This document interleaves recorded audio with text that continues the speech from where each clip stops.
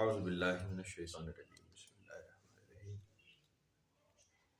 اقرأ بسم ربک الذی خلق۔ اے نبی صلی اللہ علیہ وسلم پڑھیے اپنے رب کے نام کے ساتھ جس نے سب کو پیدا فرمایا۔ خلق الانسان من علق، انسان کو جمے ہوئے خون سے بنایا۔ اقرأ وربک الاکرم، پڑھیے کہ آپ کا رب بڑا کریم ہے۔ الذی علم بالقلم علم الانسان ما لم یعلم، اس نے سکھایا قلم کے واسطے سے، اس نے سکھایا انسان کو جو کچھ وہ نہیں جانتا تھا۔ ہم نے اس بات کو پہلے کئی بار دہرایا ہے محفلوں میں۔ نبی پاک صلی اللہ علیہ وسلم کو ذاتی طور پہ یہ پہلی وحی ہے، ظاہر ہے، جو قرین قیاس ہے اور بالاتفاق تمام علماء کے حساب سے پہلی وحی جو آپ صلی اللہ علیہ وسلم پہ نازل ہوئی وہ یہی ہے۔ اللہ تعالیٰ نے جب بھی انسان کا بھلا چاہے تب اسے کچھ سکھایا ہے، اور جب بھلا ہی چاہا ہے تو پھر اس کو کچھ نہیں سکھایا۔ جہاں وہ اپنی معلومات روک دے نا، جہاں وہ اپنا علم روک دے، وہ بھی انسان کے بھلے کے لیے ہے۔ غیر ضروری علم اللہ تعالیٰ کا طریقہ نہیں ہے کہ وہ انسان کو سکھائے جو اس کی ضرورت نہ ہو، ہلاکت خیز ہو۔ انسان کو اللہ تعالیٰ نے وہی کچھ سکھایا ہے جو انسان کے کام آئے، تعمیری کام۔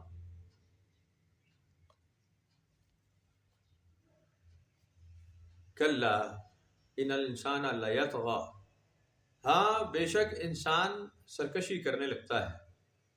الرآہ استغنی، کہ وہ یہ سمجھتا ہے کہ میں غنی ہو گیا ہوں، میں بے نیاز ہوں، میں انڈیپینڈنٹ ہوں۔ ان الی ربک الرجعی، بے شک لوٹ کر تو تجھے اپنے رب کی طرف ہی لوٹنا ہے۔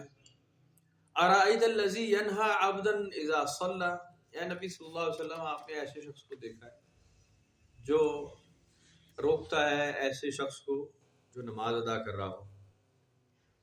ارأیت ان کان علی الہدی، بھلا دیکھیے کہ اگر وہ ہدایت کی بات کرتا، او امر بالتقوی، پرہیزگاری کا حکم کرتا تو کتنا بہتر تھا۔ ارأیت ان کذب وتولی، آپ نے دیکھ لیا کہ اگر اس نے جھٹلایا اور روح گردانی کی۔ الم یعلم ان بان اللہ یری، تو کیا وہ نہیں جانتا کہ اللہ اسے دیکھ رہا ہے۔ کلا لئن لم ینتہی لنصفعا بالناصیہ ناصیۃ کاذبۃ خاطئہ، خبردار اگر وہ اپنی اس روش سے باز نہ آیا تو ہم اسے ضرور گھسیٹیں گے اس کے پیشانی کے بالوں سے، وہ پیشانی جو جھوٹی اور خطا کار ہے۔ فلیدع نادیہ، تو اسے چاہیے کہ بلا لے اپنے مددگاروں کو۔ سندع الزبانیہ، پھر ہم بھی جہنم کے فرشتوں کو بلائیں گے۔ کلا، ہاں بے شک، لا تطعہ، آپ ان کی ایک بات نہ سنیے۔ واسجد واقترب، اور سجدہ کیجئے اور ہم سے قریب تر ہو جائیے۔ صدق اللہ علیہ۔ تو بڑی واضح نافرمانوں کی بات ہے کہ دین سے روکنے والے، ایمان سے روکنے والے تو ہر دور میں رہے ہیں، نبی پاک صلی اللہ علیہ وسلم کے دور میں بھی رہے ہیں۔ قرآن شریف میں اس کی بہت ساری مثالیں ہیں کہ جی یہ صبح ایمان لاتے ہیں اور رات کو اپنے دوستوں میں بیٹھتے ہیں، شام کو تو پھر وہ راستہ چھوڑ دیتے ہیں تاکہ ایمان لانے والے بددل ہو جائیں۔ یہ ان کا مورائل ڈاؤن کرنے کے لیے ایسا کرتے ہیں، یا نماز ادا کرنے والے کو نماز سے روکتے ہیں، عبادت سے روکتے ہیں۔ یہ جانتے نہیں کہ ان کو رب کی طرف ہی لوٹ کر جانا ہے۔ جیسے ہم بھی یہ بات بہت کم جانتے ہیں کہ ہم جو بھی کر لیں، دنیا جہان، روپیہ پیسہ، شادیاں اور خوشیاں اور پریشانیاں یا عبادت ریاضت، کہاں پہنچ جانا ہے ہم نے، کتنا مال کما لینا ہے اور کتنی عبادت کر لینی ہے، لوٹ کر تو اللہ تعالیٰ کی طرف ہی جانا ہے۔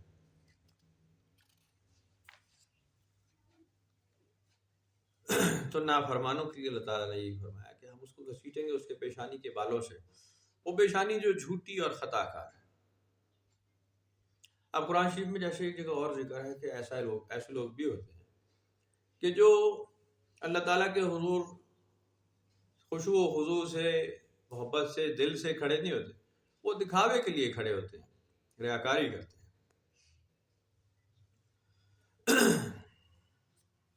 بلا لے وہ اپنے جانشینوں کو، ہم نے اپنے ہم نشینوں کو اپنی مدد کے لیے. سندع الزبانیہ، پھر ہم بھی اپنے جہنم کے فرشتوں کو بلا لائیں گے. کلا، بے شک ایسا ہی ہوگا. لا تطعہ، ان کی بات نہ سنیے. واسجد واقترب، اور حبیب صلی اللہ علیہ وسلم سجدہ کیجیے اور قریب سے قریب تر ہو جائیے. یہاں سجدہ تلاوت ہے، اور جتنی بار آپ یہ سنیں اتنے ہی سجدے انسان پہ واجب ہو جاتے ہیں.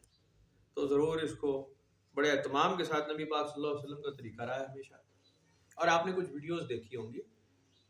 پاکستان میں تو اس کا رواج میں نے تقریباً نہ ہونے برابر دیکھا ہے، لیکن باہر ملکوں میں ایسا ہوتا ہے جہاں سجدہ تلاوت آ جائے نا وہ وہیں سجدہ کرتے ہیں اسی وقت. یعنی قرآن شریف ہٹایا اور ادھر ہی سجدہ. آپ نے سنا تو آپ بھی ادھر ہی وہ ایسا لگتا ہے ایک دوسرے کو سجدہ کر رہے ہیں. تو اس کی بڑی ویڈیوز چلتی ہیں کہ جی دیکھو مسلمان یہ کیا کر رہے ہیں. اور خاص طور پہ اس کو وہ کوئی جو دوسرے عقیدے کے لوگ ہیں نا مسلمانوں میں، وہ پیری مریدی میں گھسڑ دیتے کہ جی پیروں مریدوں میں یہ ہوتا ہے. اب بھائی پیری مریدی کے اس سے کوئی لینا دینا نہیں ہوتا. سجدہ تلاوت ہے اور اس کو ادھر ہی کر لیا جاتا ہے جو طریقہ رہا ہے صحابہ کرام کا یا بڑے لوگوں کا. وہ کہتے ہیں جی ہم بعد میں بھول جائیں گے، وہ فوری طور پر ہی سجدہ کر لیں. تو وہ ظاہر ایسا لگتا ہے ایک دوسرے کو کیا جا رہا ہے. ابھی آپ اگر ادھر سجدہ کریں آپ ادھر کریں تو وہ کیسا لگے گا؟ عجیب لگے گا نا کہ یہ کون سی نماز ہوگی. وہ سجدہ تلاوت ہو رہا ہوتا ہے. اور ایسی ویڈیوز نیٹ پہ بھری پڑی ہیں کہ جی دیکھو یہ پیروں میں نا یہ سجدے کرتے ہیں پیر صاحب کو. اور بھائی جان پیر صاحب کو سجدے نہیں کرتے، اور اگر کرتے ہیں تو آپ تو نہیں کر رہے نا، آپ تو محفوظ ہیں، آپ کو تو کوئی پریشانی نہیں ہونی چاہیے. جو کر رہا ہے خبیث اس کو وہ اپنا جواب خود دے لے گا، وہ اپنا دے لے گا. لیکن وہ اکثر آپ نے دیکھا ہوگا اعتراض کرنے والے ان باتوں میں بڑا اعتراض کرتے ہیں. اور جی پیروں نے سجدے کر دینے، وہ بیٹھے ہوئے کرتے بھی ہیں کچھ لوگ. تو مسئلہ سارا یہ ہے کہ جو کچھ کر رہا ہے اس کو بھی تو دین ایمان پتہ ہے نا سارا. کہیں نہ کہیں کتاب قرآن کچھ پڑھا ہوگا، کوئی حدیث سنت کچھ تو کیا ہی ہوگا. اس کے باوجود اگر وہ کوئی کام کر رہا ہے تو اپنا جواب خود دے دے گا. آپ سے نہیں پوچھا جائے گا، آپ سے نہیں پوچھا جائے گا کہ جی یہ آپ کے ہوتے ہوئے یہ سجدے بازیاں ہو رہی تھیں تو آپ کہاں سے، اور آ جاؤ کان پکڑ لو، تم نے روکا نہیں. آپ سے ایسا نہیں کیا جائے گا، آپ سے نہیں پوچھا جائے گا. تو آپ ذرا کوئی بے فکر ہی نہ ہو جائیں، کوئی پریشانی نہ رکھیں اپنے دل میں.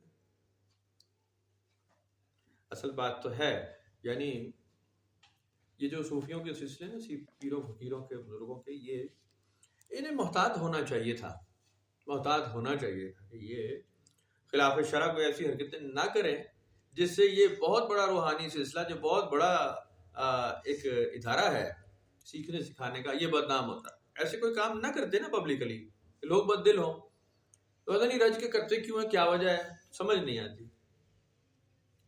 ظاہری عقیدت دکھانے سے تو کوئی فائدہ نہیں ہے نا. ظاہری چیز کا تو یہ کام ہے، یہ تو آپ کے اندر کی ریاضت ہے، اندر کا ماحول موسم ٹھیک کرنا ہے. تو وہ تو آپ کو اس میں ظاہری کچھ کرنے کی ضرورت ہی نہیں دکھاوے کی.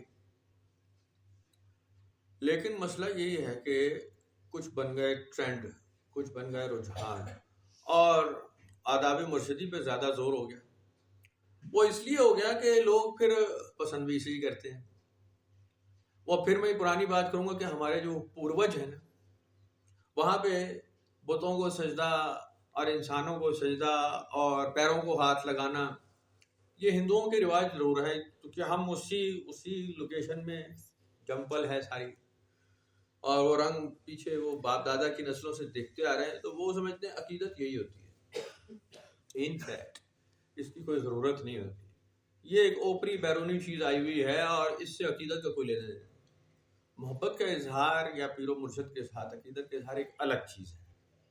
درباروں پہ حاضری بھی بالکل ایسے مت دیں کہ جی آپ کسی کالی ماتا کے مندر پہ جا کے جیسے حاضریاں دے رہے ہیں، چڑھاوے چڑھا رہے ہیں. وہ رنگ بالکل ایسا ہی لگتا ہے، بالکل ایسے ہی. اس سے پھر باہر کا دیکھنے والا آدمی جو ہے نا، جو غیر سلسلہ ہے، وہ بجائے اس کے کہ وہ راغب ہو آپ کی طرف، وہ بدک جاتا ہے کہ جی یہ الٹا کام ہو رہا ہے، غلط. پھر اس کے ذمہ دار آپ ہیں. اگر الٹا کام آپ نے کیا ہے اور دوسرے لوگوں کو اعتراض پیدا کر رہے ہیں آپ، تو پھر آپ ذمہ دار ہیں کہ وہ راستے پہ نہ آئے، اس بات کو سیکھے ہی نہ، اس سلسلے کو نہ دیکھے آ کر. میں عجیب سی بات ہمیشہ سناتا ہوں، لیکن جو بات سچی ہے سو سچی ہے. قوالیوں کا ٹرینڈ ہے نا، قوالیاں ابھی کل آپ نے سنی، جن کے نام سے ہم بیٹھے ہوئے ہیں نا، حضرت مخدوم صابر علاء الدین یہ محفل سنتے ہی نہیں تھے، نہ کراتے تھے سما کی. یہ مجھے اور آپ کو دونوں کو پتہ ہے نا یہ بات، یا نہیں پتہ؟ پتہ ہے آپ کو. حضرت مخدوم صابر کی قوالوں سے کمی نہیں بنی، کبھی بھی نہیں. وہ تو تجرید و تفرید ایک الگ ایک جنگل بیابان میں کلیئر میں جا کر کے آباد ہو گئے تھے اور ویرانے میں اکیلے رہتے تھے.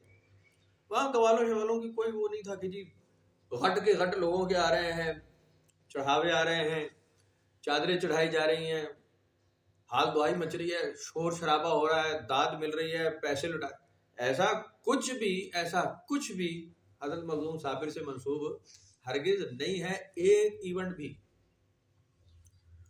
جب آپ پاک پتن شریف میں تھے حضور بابا جی فرید الدین گنج شکر کے دربار پہ، وہاں محفل ہوتی تھی سما کی، اور اس وقت حضرت مخدوم صابر کی ڈیوٹی کہاں ہوتی تھی؟ لنگر پہ دیگوں پر. اس لیے کہ حضور بابا فرید صاحب سرکار ان کو ہٹا دیتے تھے کہ بھائی اس کا جھگڑا تو ضرور ہوگا قوالوں سے.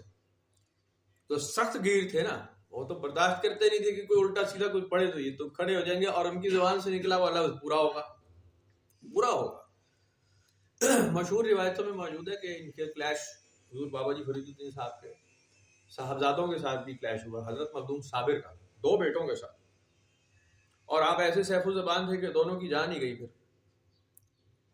تو حضور بابا جی بابا فرید الدین سرکار اس بات کو جانتے تھے کہ یہ انتہائی سخت گیر ہے اس معاملے میں، عشق الہی کے علاوہ کوئی بات ہوگی یہ نہیں سنے گا. تو وہاں سے ان کو ہٹا دیا جاتا اور آپ کی ڈیوٹی لنگر پر تھی. یہ آپ نے مشہور بات سنی، حضور صابر پیر سرکار کی ڈیوٹی لنگر پر تھی. اس کے برعکس دوسرے جو تھے انتہائی حلیم طبیعت تھے، حضرت خواجہ محبوب الہی، حضرت نظام الدین اولیاء، تو یہ بیٹھتے تھے ساتھ.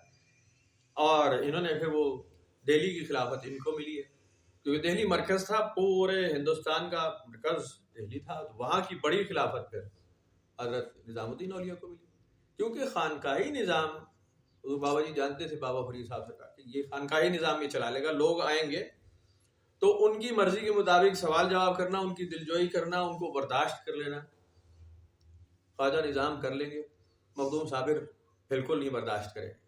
تو ان کو ایک ویران علاقے میں کلیئر میں بھیج دیا گیا. اور ایک ہی بار غالباً ایک ہی روایت منسوب ہے کہ ایک بار قوالوں نے اجازت مانگی پاک پتن شریف سے کہ جی ہم مخدوم صابر کے یہاں جا کر چوکی بھریں گے. تو بابا صاحب نے ان کو وارننگ تو دی کہ بھائی تمہاری اپنی مرضی ہے، چلے جاؤ، اگر برداشت کر سکتے تو پڑھو، جا کے سناؤ. یہ ہمت کر کے پہنچ گئے کہ حضرت مخدوم کے پاس جائیں. یہ جہاں وہاں کلام پڑھا تو حضرت مخدوم نے کلام سنا. جیسے اب ظاہر ہے نا وہ اس میں نعرے لگ رہے تھے اور نہ اٹھک تھی نہ بیٹھک تھی، اکیلے بیٹھے ہوئے حضرت مخدوم، وہاں تو دوسرا تھا ہی کوئی. تو جب یہ پڑھ چکے تو حضرت مخدوم صابر نے ان کو چند سوکھے ہوئے گولر دے دیے. وہی جو گولر کا درخت آج بھی وہاں بڑا مشہور ہے. تو یہ لوگ بڑے ناراض وہاں سے اٹھے کہ جی انہوں نے کچھ دیا نہیں. پاک پتن شریف جا کے شکایت کر دی کہ جی وہ تو صاحب ذوق ہی نہیں ہے، نعوذ باللہ، وہ تو سنتے ہی نہیں اور وہ کچھ دیتے نہیں. تو یہ ہمارا سلسلہ ان سے منسوب ہے جو باقاعدہ رواج چلا خانقاہی نظام کا. کلیئر شریف کو اوپن کیا گیا، یعنی باقاعدہ طور پہ تاکہ لوگ آئیں، اور دربار شریف پھر بنا. یہ بڑی پرانی بات ہے، 200-300 سال کا عرصہ سمجھ لیں اس میں لگ گیا. یہ حضرت خواجہ عبد القدوس گنگوہی کے دور سے جب وہ آئے، داخلی سلسلہ ہوئے اور فیض ان تک پہنچا، تو پھر انہوں نے خانقاہی نظام شروع کیا. پھر وہ محفلیں بھی ہوئیں اور میلے بھی لگنے شروع ہوئے اور دربار بھی سجائے گئے اور سب کچھ ہوا. یہ بعد میں ہوا، کیونکہ مسئلہ سارا یہ تھا کہ فیض تو جاری کرنا ہوتا ہے، فیض تو چلانا تھا. سلسلہ ہے بہت مخصوص، یعنی نظامی سلسلے کی تعلیم چلی دونوں حضور بابا فرید سے ہی ہیں، لیکن فرق ہے دونوں میں. نظامیہ سلسلہ ایک بہت مرفوع، بہت عالی شان سلسلہ ہے، اس کی تعلیم ہے. اور صابریہ سلسلہ ہے، اس کی تعلیم بالکل مختلف ہے. وہ تجدید و تفرید ہے، وہ کنارہ کشی ہے، وہ بھوک پیاس ننگ ہے، وہ سختی ہے جی، وہ پرہیزگاری ہے.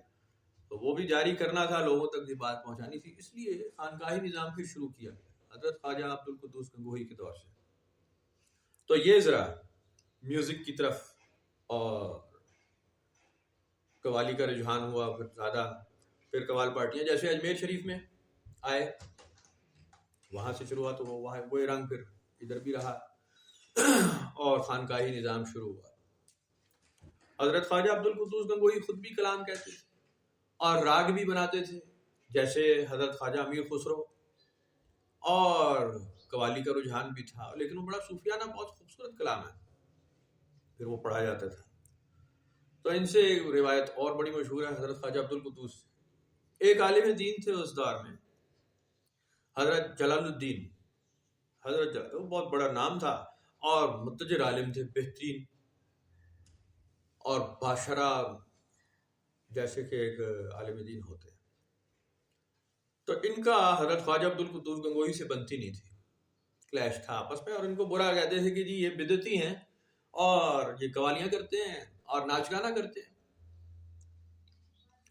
تو جب حضرت خواجہ عبد القدوس گنگوہی کے کچھ مریدین عرس پہ جا رہے ہیں آ رہے ہیں, تو بابا جلال جو تھے یہ ان کو تانے کستے کہ ہاں جا رہے ہو بدعتیوں کے پاس, جا رہے ہو کفر شرک کرنے, جا رہے ہو ناچ گانا کرنے. تانا زنی کرتے تھے اور پوچھتے تھے تمہارے نچنیا پیر کا کیا حال ہے. تو مرید جو تھے وہ بڑے خائف ہوتے تھے کہ جی ان کو کیا بھی کچھ نہیں سکتے, بڑے آدمی تھے. تو خواجہ صاحب کے دربار میں جب آتے نا خواجہ عبد القدوس کے, تو شکایت کرتے کہ جی وہ جلال الدین جو ہیں, حضرت جلال الدین تھانیسری, وہ بڑا طنز کرتے ہیں اور بڑا تانا.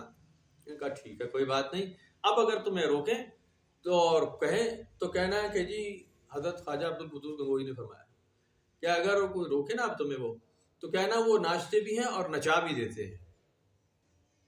اچھا جی, مرید تیار ہو گئے, اب وہ بات سمجھ گئے کہ بابا جی اب کچھ کرنے والے. شمع قسمت ایک وقت آ گیا اور حضرت خواجہ عبد القدوس گنگوہی کے دربار سے نکلے نا, محفل سن کے کر کے, بابا جلال نے پھر رگڑ لیا کہ آ گئے نچنیا پیر کے دربار سے ناچ گانا کر کے. انہوں نے وہی میسج آگے کنوے کر دیا کہ جی انہوں نے آپ کے لیے کہا ہے کہ وہ ناچتے بھی ہیں اور نچا بھی دیتے. بس وہ فیض جاری ہونا تھا اسی راستے سے. کہتے ہیں اسی وقت حضرت بابا جلال نے دستار اتار پہ کی اور ناچتے گاتے وہ جنگلوں میں نکل ہوش کھو بیٹھے اسی وقت, اور ناچتے ناچتے ناچتے ناچتے آخر بابا جلال کے دربار کو خواجہ عبد القدوس کے دربار میں پہنچ گئے. تو وہ فیض جاری ایسے بھی ہوتے ہیں, ایسے بھی ہوتے ہیں. لیکن میں عرض یہ کرتا ہوں کہ یہ بڑے لوگوں کے بڑے نام ہیں اور پتہ نہیں اندر کیا وہ بوٹی لگ جاتی ہے, کس طرح فیض جاری ہو جاتے ہیں. ایکسیپشنل کیسز ہیں, ہر وقت نہیں ہوتا لیکن ہو جاتا ہے, ہو ایسے ہی جاتا ہے. تو پھر خلفائے اکبر جو تھے ان کے بے شمار تھے حضرت خواجہ عبد القدوس کے. ان میں سب سے بڑا نام حضرت بابا جلال کا ہی, حضرت جلال الدین تھانیسری. ہمارے سلسلے میں بھی صابریہ سلسلے میں حضرت جلال الدین تھانیسری کا نام آ پڑتا. تو فیض ان کا ایسے جاری ہوا اور بڑے کمال کے پھر انہی سے ہی سلسلے نے اور رواج پکڑا اور بڑا فیض جاری ہوا. تو اس میں سما کا رنگ ہے, سما سنا جاتا ہے, قوالی کی جاتی ہے. لیکن میں نے جیسے اس محفل میں بھی شاید آپ نے سنا ہو, پیچھے آواز آ رہی ہو کہ بہت بڑا نام حضرت داتا علی حجویری, حضرت داتا علی حجویری, داتا دربار والے, لاہور والے. چونکہ یہ ایک بہت عالم فاضل آدمی تھے, بہت سیانے صوفی بزرگ بھی اور عالم فاضل بھی. تو آپ نے تاکیداً منع کیا ہے کہ مبتدی جو ہے وہ سما ہرگز نہ سنے, اس کے لیے ہلاکت خیز ہے, اس کو ہضم نہیں ہوگا. یعنی ابتدا میں جو سٹارٹرز ہیں, جو داخل سلسلہ ہوئے ہیں, وہ قوالی کے رواج میں نہ جائیں, کلام سما نہ سنیں, کیونکہ یہ تو بڑی رمز ہے. یہ سیکھ جانے کے بعد, اس مرتبے پہ پہنچ جانے کے بعد سما کو سنیں. وہ آہستہ آہستہ اس بات کو تو لوگ بھول گئے ہے جی, تعلیم تربیت کو, سیکھنے سکھانے کو, عبادت ریاضت کو, سارے کو بھول گئے. قوالی رائج ہو گئی, قوالی غالب آ گئی.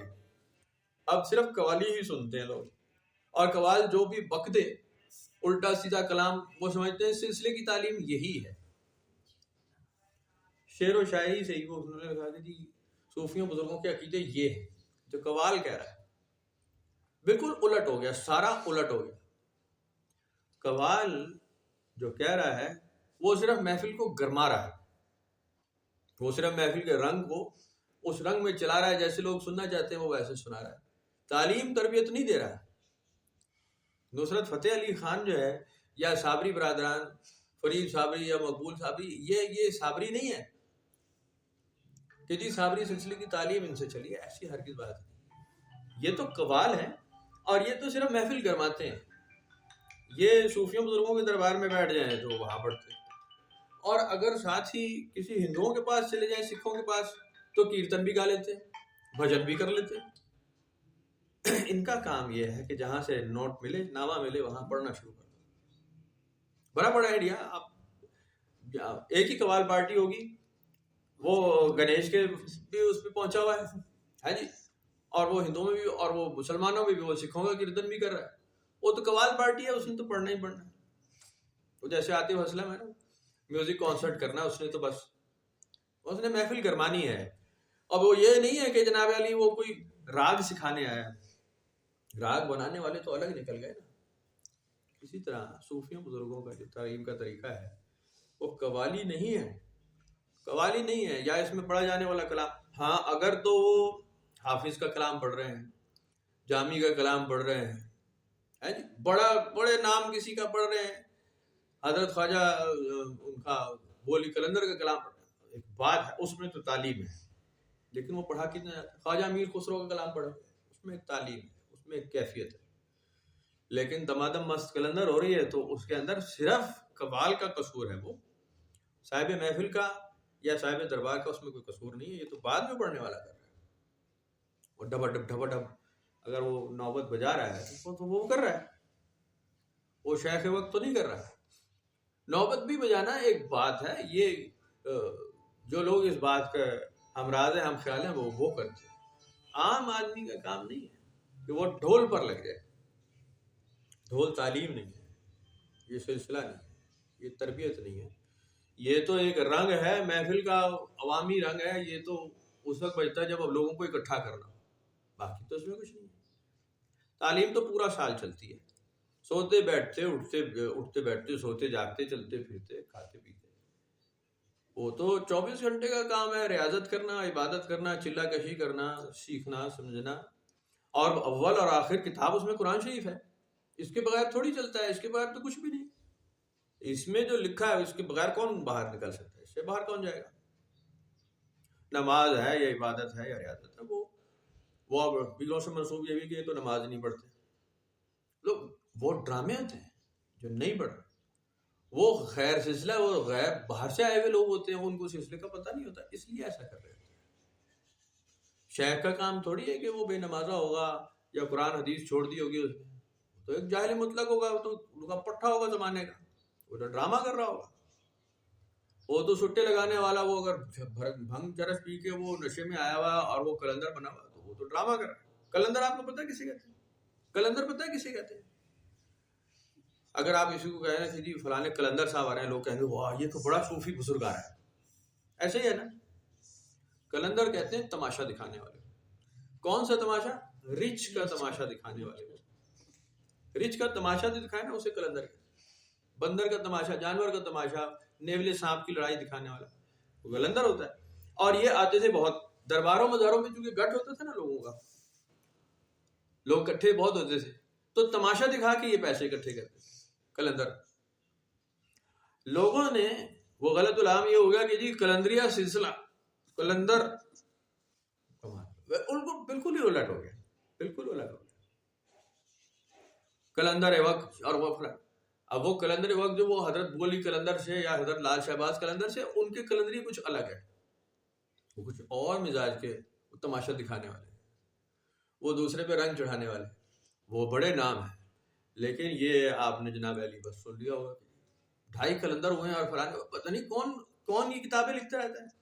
بالکل ایسے ہی وہ جیسے ہم نے پرانی کہانی پہلے دہرائی بھی ہے نا کہ مرمیڈز کی کہانیاں جو ہے نا، جل پریوں کی کہانیاں، یہ بڑی مشہور ہے۔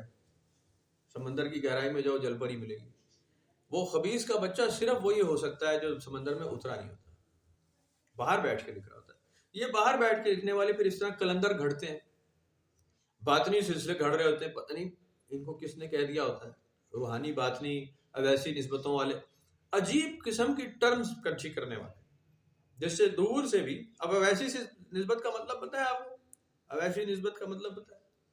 اویسی نسبت مشہور جو ہے نا یہاں فی زمانہ جو رائج ہے وہ یہ ہے کہ آپ کا کوئی استاد نہیں ہوگا، آپ کا کوئی پیر و مرشد نہیں ہوگا، آپ کو براہ راست حضور صلی اللہ علیہ وسلم سے فیض مل رہا ہے. ٹھیک ہو گیا بھائی، بڑی اچھی بات ہے، برا مل رہا ہوں، ٹھیک ہے. آپ کا دماغ ہی خراب، آپ ہیں ایک جاہل آدمی، آپ کو پتہ نہیں ہے کہ اویسی نسبت کا اویسیہ سلسلہ ہوتا ہے باقاعدہ. حضرت اویس کرنی سے اگر آپ منسوب کر رہے ہیں تو ان کے پیر و مرشد کا نام ہے حضرت عمر فاروق. چھوٹی موٹی بات نہیں. حضرت عمر فاروق کا مرید آپ کو پتہ ہے کیسا ہوگا؟ آپ کو لگتا ہے کیسا ہوگا؟ حضرت عمر فاروق کیسے تھے؟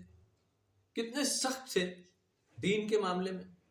تلوار تو آپ نیام میں رکھتے کوئی نہیں تھے، وہ تو ہر وقت کھلی بار رہتی تھی کہ کوئی دین کے خلاف بات تو کرے، اسلام کے خلاف، قرآن کے خلاف، حدیث کے خلاف جائے تو صحیح، کوئی ایسی تیسی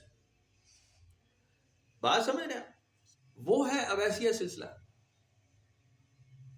لیکن تتر بٹیر جاہل جب کٹھے ہوئے اور ان میں بڑا نام قوالوں کا، اور دبڑ دبڑ ڈھول پیٹ رہا اور ساتھ وہ بجا رہا ہے اور لوگ کہہ رہے ہیں واہ واہ واہ. اب ایسی نسبت پہ اس نے کوئی 2 4 5 باتیں کر روحانی بات کی. لوگوں کو یہ اپیل کرتا ہے، ماورائی باتیں ہو جاتی ہیں اس میں.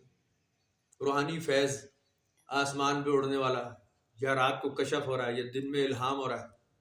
یہ سب بعد میں اوپری چھلکے ہیں جو اوپر سے پرتے چڑھ گئی، کدورتے چڑھ گئی. ان فیکٹ تعلیم تربیت سے اس کا کوئی لینا نہیں، ہرگز کوئی لینا نہیں. آپ لا کہیں فلانی تبرانی کی کتاب اور فلانی جمنالی کی کتاب میں لکھا ہوگا تو لکھا ہوگا، پڑھ لے آپ اور وہ کر لے. سیکھنے کا عمل جو ہے وہ تو گوڑے گھسنے کا ہی عمل ہے بھائی جان. وہ تو شیخ کے ہاتھ میں ہاتھ دینے کا ہی عمل ہے. وہ تو باقاعدہ اس کی تربیت میں چلنے کا عمل ہے. خانقاہی نظام ہے وہ باقاعدہ، وہ بڑا مضبوط سلسلہ ہے. اس میں قرآن شریف کی ایک بیٹھک ہوگی، اس میں حفاظ کرام بھی ہوں گے، اس میں قاری بھی ہوں گے، اس میں نعت خوان ہوں گے، اس میں بڑے بڑے شاعر پیدا ہوں گے. تعلیم تربیت کا سلسلہ ہوگا، نماز ہوگی، روزہ ہوگا، رات کو ذکر کی محفل ہوگی، ضربے لگائی جائیں گی، اور کئی سال گھوڑے گھسے جائیں گے، ریاضتیں کرائی جائیں گی، تجرید و تفرید ہوگی، پرہیزگاری ہوگی، امتحان ہوں گے بڑے سخت. ان امتحانوں سے آپ گزریں گے تب کہیں جا کے فیضیاب ہوں گے. ابھی کیا ہے کہ جی وہ بابا جی نے یوں نظر کی، لو جی کامل ہو گیا، روحانی باطنی فیض، یوں جپھی ڈالی، یوں کیا، باطنی فیض ٹرانسفر کر دیا. اے یار خدا کا نام لو یار، ایسا نہیں ہوتا. ایسا کرنا ہوتا حضور پاک ابو جہل کو جپھی مارتے، اے تیری ایسی تیسی آ جائے. آج آپ اسے حضرت ابو جہل کر رہے ہوتے نا. وہ تو ہوا نہیں، ایسے تو ہوتا نہیں ہے. تو آپ وہاں سے بھی آگے نکل گئے کیا؟ آپ دربار رسالت سے آگے جانے کی جمپ مارا. جاہل آدمی اگر آپ ویسے سوچ رہے ہیں، ایسا کچھ نہیں ہوتا. یہ داخلے سلسلہ ہو جاتا ہے، باقاعدہ بیعت ہو جاتا ہے، باقاعدہ مرید ہوا جاتا ہے، باقاعدہ کلمہ پڑھا جاتا ہے، اور پھر سیکھا جاتا ہے، اور کئی سال سیکھا جاتا ہے. اس میں ضروری نہیں ہے کہ آپ کو خلافت مل جائے، آپ بھی خلیفہ اور پیر صاحب، ضروری نہیں. صاحب فیض تو کوئی اس پہ پابندی نہیں کہ جی وہ خلیفہ بنے گا تو فیض جاری ہوگا، ایسی کوئی بات. ہاں جو صاحب خلافت کیا جائے گا اس کو اپنا نائب مقرر کیا جائے گا، وہ اس لیے کہ وہ آگے تعلیم چلائے. جو صاحب خلافت ہو وہی تعلیم چلائے، جو صاحب خلافت نہیں ہے وہ مت ٹلے مارے، اس سے فیض جاری نہیں ہوتا، وہ مرید نہیں کر سکتا. جو سیانے لوگ ہوتے ہیں نا وہ ان باتوں کو جانتے ہیں. ہم تو اصل میں 2 گروہ ہیں نا، یا تو پیروں کے دیوانے، مزاروں کے دیوانے، یا پھر ان سے بدکنے والے. اسی پیرا فکروں نے من دے. میں نے کہا بھائی جان بسم اللہ، نہ مانے، آپ کی سنتا کون ہے؟ آپ سے پوچھ کون رہا ہے؟ آپ کا اوپینین کسی لائق ہے تو آپ کہیں میں نہیں مانتا، آپ تو مت مانے.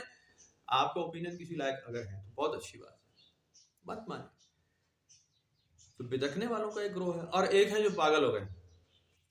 اچھا ان کا ایک کمال ہوتا ہے، وہ کمال کے لوگ اس طرح ایک اور گروہ ہے. جدھر میلہ لگا ہو نا، آج داتا دربار میلہ شروع ہو گیا، چلنا ہے جی، گڈی پر ہو جی، چلو پوری بس بھر کے جا رہی ہے، داتا دربار پہنچ گئے. اچھا جی پتہ لگا او جی بری مام ورس ہو رہا ہے، او جی گڈی بھری، او جا رہے ہیں جی، بری مام پہنچ گئے. پاک پتن شریف شروع ہو، گڈی بھری، چلے ادھر چلے گئے. عراق پہنچ گئے ہیں جی، حضرت پیرانے پیر کے دربار پہ. گھومتے پھرتے رہتے ہیں، آج اس دربار پہ حاضری دیں گے، آج اس دربار پہ حاضری دیں گے، آج ادھر قوالی ہوگی، بڑا سرور آئے گا، بڑا مزہ آئے گا، وہ قوال انہیں بڑا چنگا پڑے گا، وہ بڑی بیل دی تھی۔ بھائی جان فیض اس کا نام بھی نہیں ہے، ایسے ہوتا نہیں ہے۔ ہمارے جو آپ نے پڑھا ہوا ہے ایک اور شجرہ ہے شاذلیہ سلسلے کا، شاذلیہ سلسلے کا شجرہ یاد ہے نا؟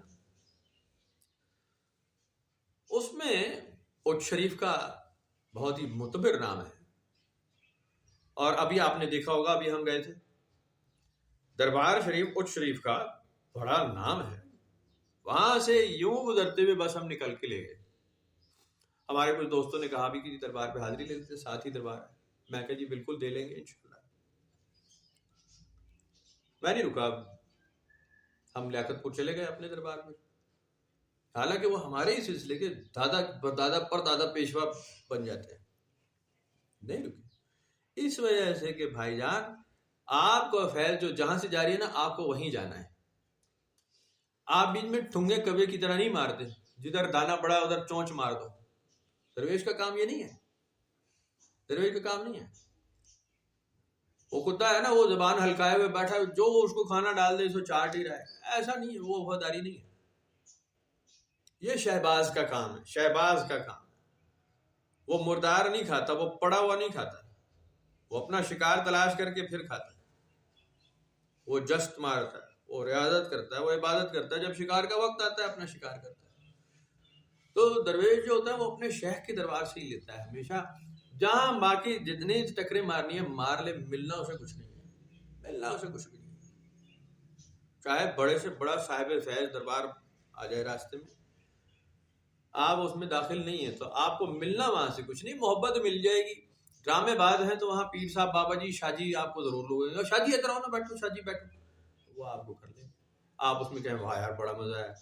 ان فیکٹ آپ کو فیض ملے گا اپنے شیخ کے دربار سے، جو آپ کے شجرے کے لوگ ہیں، جہاں مرفوع آپ کے شیخ نے آپ کو اجازت دے دی ہے کہ یہاں جاؤ تو جاؤ، نہیں دی تو آپ نہیں جا سکتے۔ بڑے بڑے نام ہیں ہر جگہ، بڑے بڑے صاحب فیض لوگ بیٹھے ہیں، بالکل اس میں کیا شک ہے، لیکن وہ فیض ملے گا آپ کو وہاں سے جب آپ اس میں داخل ہیں۔ آپ وہاں داخل نہیں ہیں، آپ کو نہیں ملے گا۔ آپ کہیں گے ہم داخل ہیں نا، ہمارا تو شجرہ اس میں ملتا تھا نا، شاذلیہ سلسلے میں ملتا ہے، تو ہم کیوں نہیں گئے؟ اس لیے کہ براہ راست نہیں ہے، براہ راست ہمیں جس کے راستے سے ملا ہے ہمیں وہیں سے فیض ہے۔ آپ کو اپنے شیخ سے ہی سیکھنا ہوگا، اس کے باہر نہیں سیکھ سکتے۔ کہیں نہیں جی آج ادھر چلے جائیں، آج سیون شریف ملا ہے تو ادھر چلے جائیں، آپ چلے جائیں، بڑا مزہ آئے گا، مزہ بڑا آتا ہے اس کام میں۔ ادھر جناب علی صابی بھی مل رہی ہے تو سفید بھی مل رہی ہے، سب کچھ مل رہا ہے، ٹھیک ہو رہا ہے۔ چولے شولے پہن لیں، دھمالے ڈالے، کرے آپ کرتے ہیں، صرف ڈرامہ ہی ہاتھ آئے گا، بے رنگ اور بے بو۔ صاحب فیض ہونا ہے، پھر شیخ کو ہی راضی کرنا ہوگا، شیخ کو ہی، اس کے علاوہ نہیں۔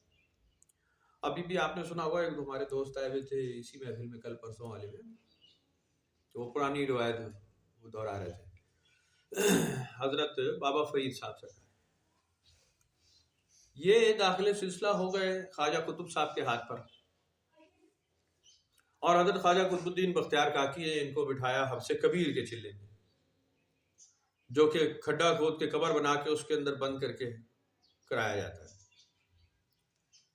5 سال ان کو بٹھایا گیا۔ اب آپ لوگ سننے والا نا ابھی وہ کہیں گے لو جی نواں ڈرامہ شروع ہو گیا، 5 سال قبر ہی بیٹھے، تو جمعہ تو پڑے کوئی نہ اسی ہے، زکات بھی کوئی نہیں دیتی، حج بھی۔ تو بھائی جان وہ دے لیں گے نا حساب، آپ چھوڑ دینا اس بات کو، آپ صرف بات سن لیں، جھوٹ ہی سن لیں، چلو جھوٹ ہوگا، ختم بات۔ حبس کبیر کا حضور بابا جی چلا کر رہے تھے، اور وہاں سے حضور خواجہ معین الدین چشتی سرکار تشریف لے آئے اپنے خلیفہ کے پاس، حضرت خواجہ بختیار کے پاس، اور انہیں کہا کہ جی اپنے خلفاء کو اکٹھا کرو، جمع کرو، ذرا سب کو جمع کر لیے۔ کہا جی سب آ گئے ہیں؟ کہ جی سب آ گئے ہیں۔ حضور خواجہ غریب نواز نے پھر پوچھا کیا سب آ گئے ہیں؟ انہوں نے کہا جی ایک بابا ہے پیچھے بیٹھا ہوا، وہ حبس کبیر کا چلا کر رہا ہے، 5 سال سے بیٹھا ہے، کہ ان کو نکالا جائے۔ ان کو نکالا گیا، کھولا گیا، وہ سب ہڈیاں ہی رہ گئی تھی، گوشت وہ سارا گلا چڑا تھا، بڑی مشکل سے روئی کے گابوں میں لپاٹ کے بڑی مشکل سے 95 سال کے بابے کو وہاں سے نکالا۔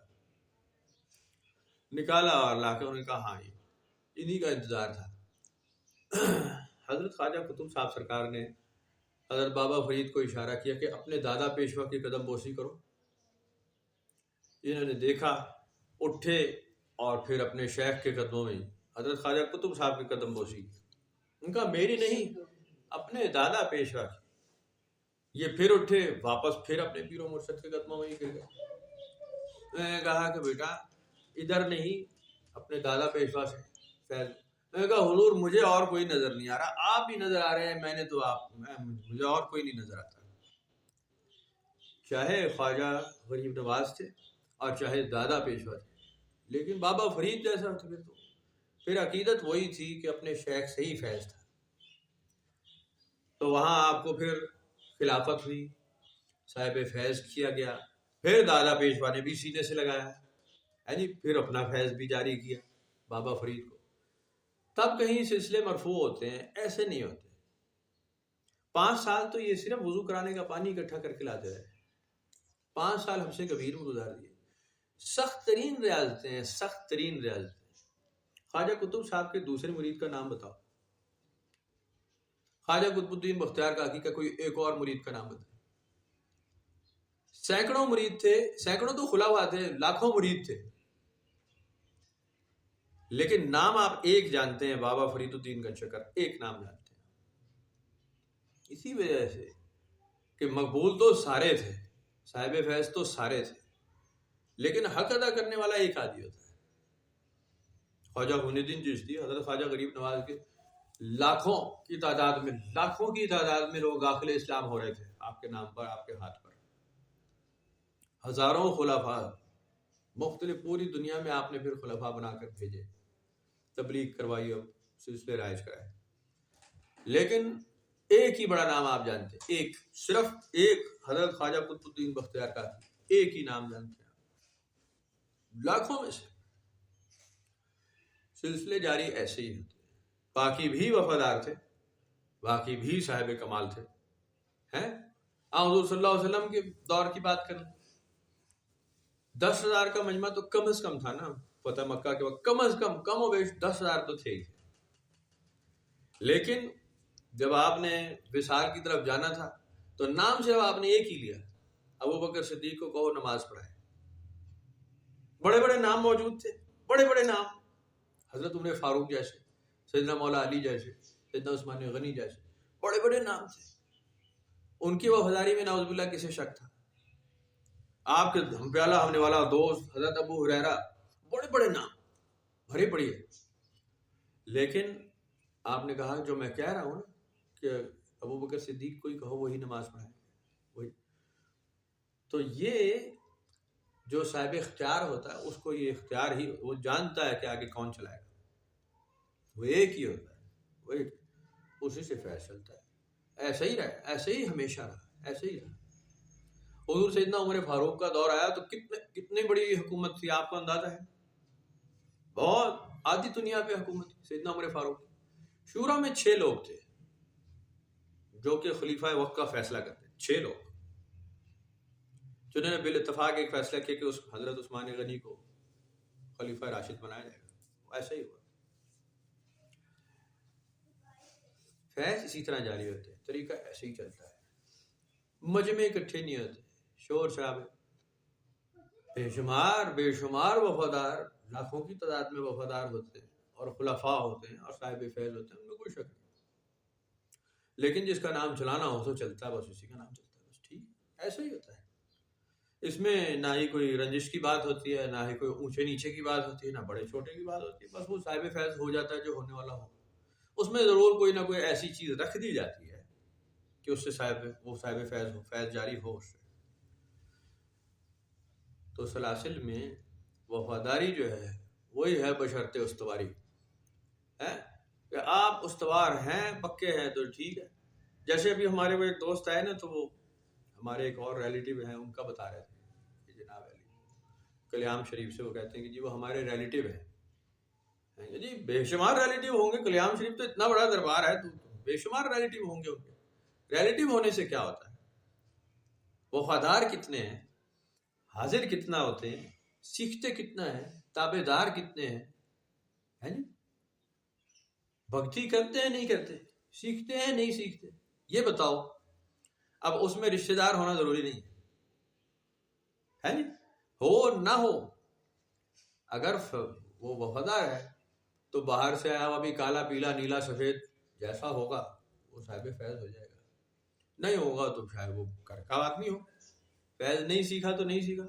اور کئی تو آوارہ ہی نکلتے ہیں، پیروں کی فیملیوں میں نا آوارہ اور لفنگوں کی تعداد ذرا زیادہ ہوتی ہے، ان کے جو اپنے حلقے میں ہوتے ہیں نا بیٹے بیٹیاں، وہ زیادہ تر نافرمان نکلتے ہیں، وہ فیض نہیں جانتے، وہ سیکھتے نہیں۔ تو میں نے ان کو یہی عرض کی، میں نے کہا دیکھو بے شک بات یہ ہے کہ جیسے حضور سیدنا ابراہیم کی مثال قرآن شریف میں لکھی ہے کہ بے شک ان کا باپ ہو لیکن اگر آزر ہو تو پھر کس کام کا، پھر کس کام کا، پھر ان کے بیٹے کا ابراہیم ہونا ان کے کام نہیں آئے گا، وہ اپنی بت پرستی کا ہی جواب دے گا۔ وہ یہ تھوڑی ہے کہ جی میں تو ابراہیم علیہ السلام کا بھی باپ ہوں، اس بات میں تھوڑی بخشش ہو جائے گی اس کی، ابو الانبیاء کا باپ، انبیاء کے باپ کا باپ، اس میں کیا شک ہے؟ اس میں کوئی شک ہے؟ اس میں کوئی شک نہیں۔ لیکن فرما برداروں اور نافرمانوں کی کیٹیگریز قرآن شریف میں اللہ تعالیٰ نے لکھی اس لیے دی ہیں کہ یہ قریبی رشتے بھی، صلبی رشتے بھی، نسبی رشتے بھی بیکار ہو جاتے ہیں۔ یہاں صرف وفادار چلتا ہے، یہاں صرف سیکھنے والا چلتا ہے، ورنہ کوئی بات ہی نہیں۔ نوح علیہ السلام کا بے شک بیٹا ہو لیکن نافرمان ہے تو ڈبو کر ہی مارا جائے گا، قرآن شریف میں لکھ دیا اللہ تعالیٰ نے اسی لیے۔ اور لکھ دیا کہ جی فرعون کی بے شک بیوی ہو لیکن چونکہ فرما بردار ہے اس لیے ہم اپنی کتاب میں اس کا ذکر کر رہے ہیں کہ بڑی کمال کی عورت تھی، کیا بات تھی اس کی، بڑی فرما بردار تھی، زبردست تھی، قرآن شریف میں آ جائے گا۔ نوح علیہ السلام کی بیوی کا ذکر آ جائے گا، بڑی نافرمان تھی، چاہے لوط علیہ السلام کی بیوی، قرآن شریف میں ذکر آ گیا بڑی نافرمان عورت تھی۔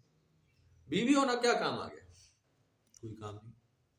تو بات اتنی ہے کہ جو فیض ہے وہ وفاداری سے منسوب ہے، وہ رشتہ داری سے، وہ نسب سے، وہ نسل سے منسوب ہرگز نہیں ہے۔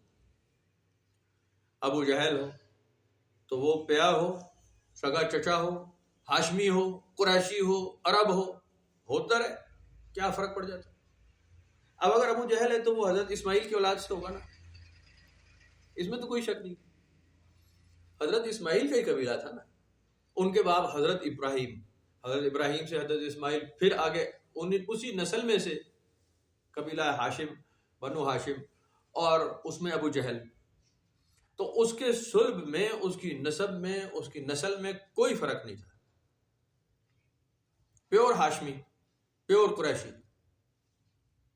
پیور اسماعیلی، پیور نبی کی اولاد، حضرت اسماعیل کی، کوئی چھوٹی موٹی بات نہیں، حضرت اسماعیل کا بیٹا، ان کی نسل میں فرما بردار نہیں تھا تو نہیں تھا۔ اور ادھر حضور سیدنا بلال حبشی، حبشہ کے آئے ہوئے، سیاہ فام، غلام در غلام، نسلاً غلام، لیکن مرتبہ ہے تو مرتبہ ہے بھائی، دنیا جانتی، مقام ہے تو مقام ہے۔ یہ ہے صرف وفاداری سے، یہ ہے صرف استواری سے، اوپری وفاداری نہیں، استواری سے، پکا مضبوط، حوالے کر دیا تو کر دیا، ورنہ ہوتا رہے، ناپتا رہے رشتہ داریاں اپنی، کرتا رہے، اس سے کوئی رزلٹ آیا کبھی نہیں۔ لیکن اب سارا الٹا ہی ہے، اب وہ بھی وہاں سے آیا ہندوؤں سے، وہ ان کے یہاں چلتا ہے نا، وہ ذات پات رنگ نسل، وہ ہم اس میں بھی اتنا رچ بس گئے ہیں نا، ہم اس سے نکلے نہیں، اس سے نکل نہیں سکتے۔ اور آپ نے کبھی سنا ہو، شاید امریکہ میں بھی ایسا ہوتا کہ جی نسل دا امریکی ہیں، تو آپ نے کبھی یہ سنا ہے امریکیوں کا کوئی ڈیبیٹ میں کوئی ایسے سنا؟ شاید ہوتا ہو، ہم مائیکلز ہیں، ہم ڈیوڈز ہیں، یہ وہ بھی کہتے ہیں ایسا؟ کیا نہیں کہتے، وہ صرف محنت کو جانتے ہیں، اور انہوں نے محنت کی ہے، جیسے بھی کی ہے، تخریبی تعمیری، جیسے انہوں نے اپنا ملک کو تو بنا لیا نا، اپنا ملک تو انہوں نے ٹھیک بنایا نا، ایسے تو نہیں گندا مندہ ہماری طرح تو نہیں، نالیاں گند پڑا ہوا ہے اور نالیاں بہہ رہی ہیں اور کوڑا ہی کوڑا پھینکنے والی سنت قوم، وہ نہیں کیا انہوں نے، محنت سے ہی ہے، اصل سے ہی ہے۔ آپ نے اگر ہسٹری پڑھی ہو نا تو آپ حیران پریشان رہ گئے۔ اللہ تعالیٰ کے نظام بڑے عجیب و غریب، بڑے سخت نظام ہے۔ وہ قرآن شریف میں جیسے لکھا ہے نا، تم نافرمان ہوگے تمہیں ہٹا کے دوسری قوم لے آؤں گا، مجھے کون سی دیر لگتی ہے، پہلے میں ایسا کر چکا ہوں، میرے لیے یہ کرنا بہت آسان ہے۔ ایسا ہوا پھر بعد میں، عربوں نے جب اپنی جہالت کی انتہا تک پہنچے وہ ہیں جی، پھر واپس قوم جاہلوں میں شامل ہوئے مسلمان ہونے کے بعد، تو پھر ترکوں کو راج ملا. ایسے ہی ہوا ہے نا.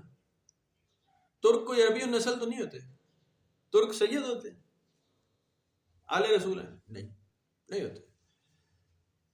ان کو بھی سپورٹ کرنے والے کون بھلا پیچھے؟ ترک تو ترک ہی نہ ہوتے اگر پیچھے ان کے ساتھ برقع خان نہ ہوتا. وہ کون بھلا؟ چنگیزی، چنگیز خان کی اولاد. چنگیز خان کی اولاد سید ہوتی ہے؟ کون ہوتے؟ وہ چلے ہوئے جناب علی تبت کے پہاڑوں سے چلے ہوئے اور جناب علی ایسٹرن اسٹیٹ سے نکلے ہوئے، ان کے اختیار میں سارا. جب اسلام بالکل ختم ہونے پہ آ گیا تھا نا، مسلمانوں کا بالکل نشان ختم ہونے پہ آ گیا تھا، ترکوں کے انہوں نے ہی مارا ہوا تھا، ہلاکو خان نے. ترکوں کا بھی نشان بس ختم تھا، آخری گروپ تھا چھوٹا.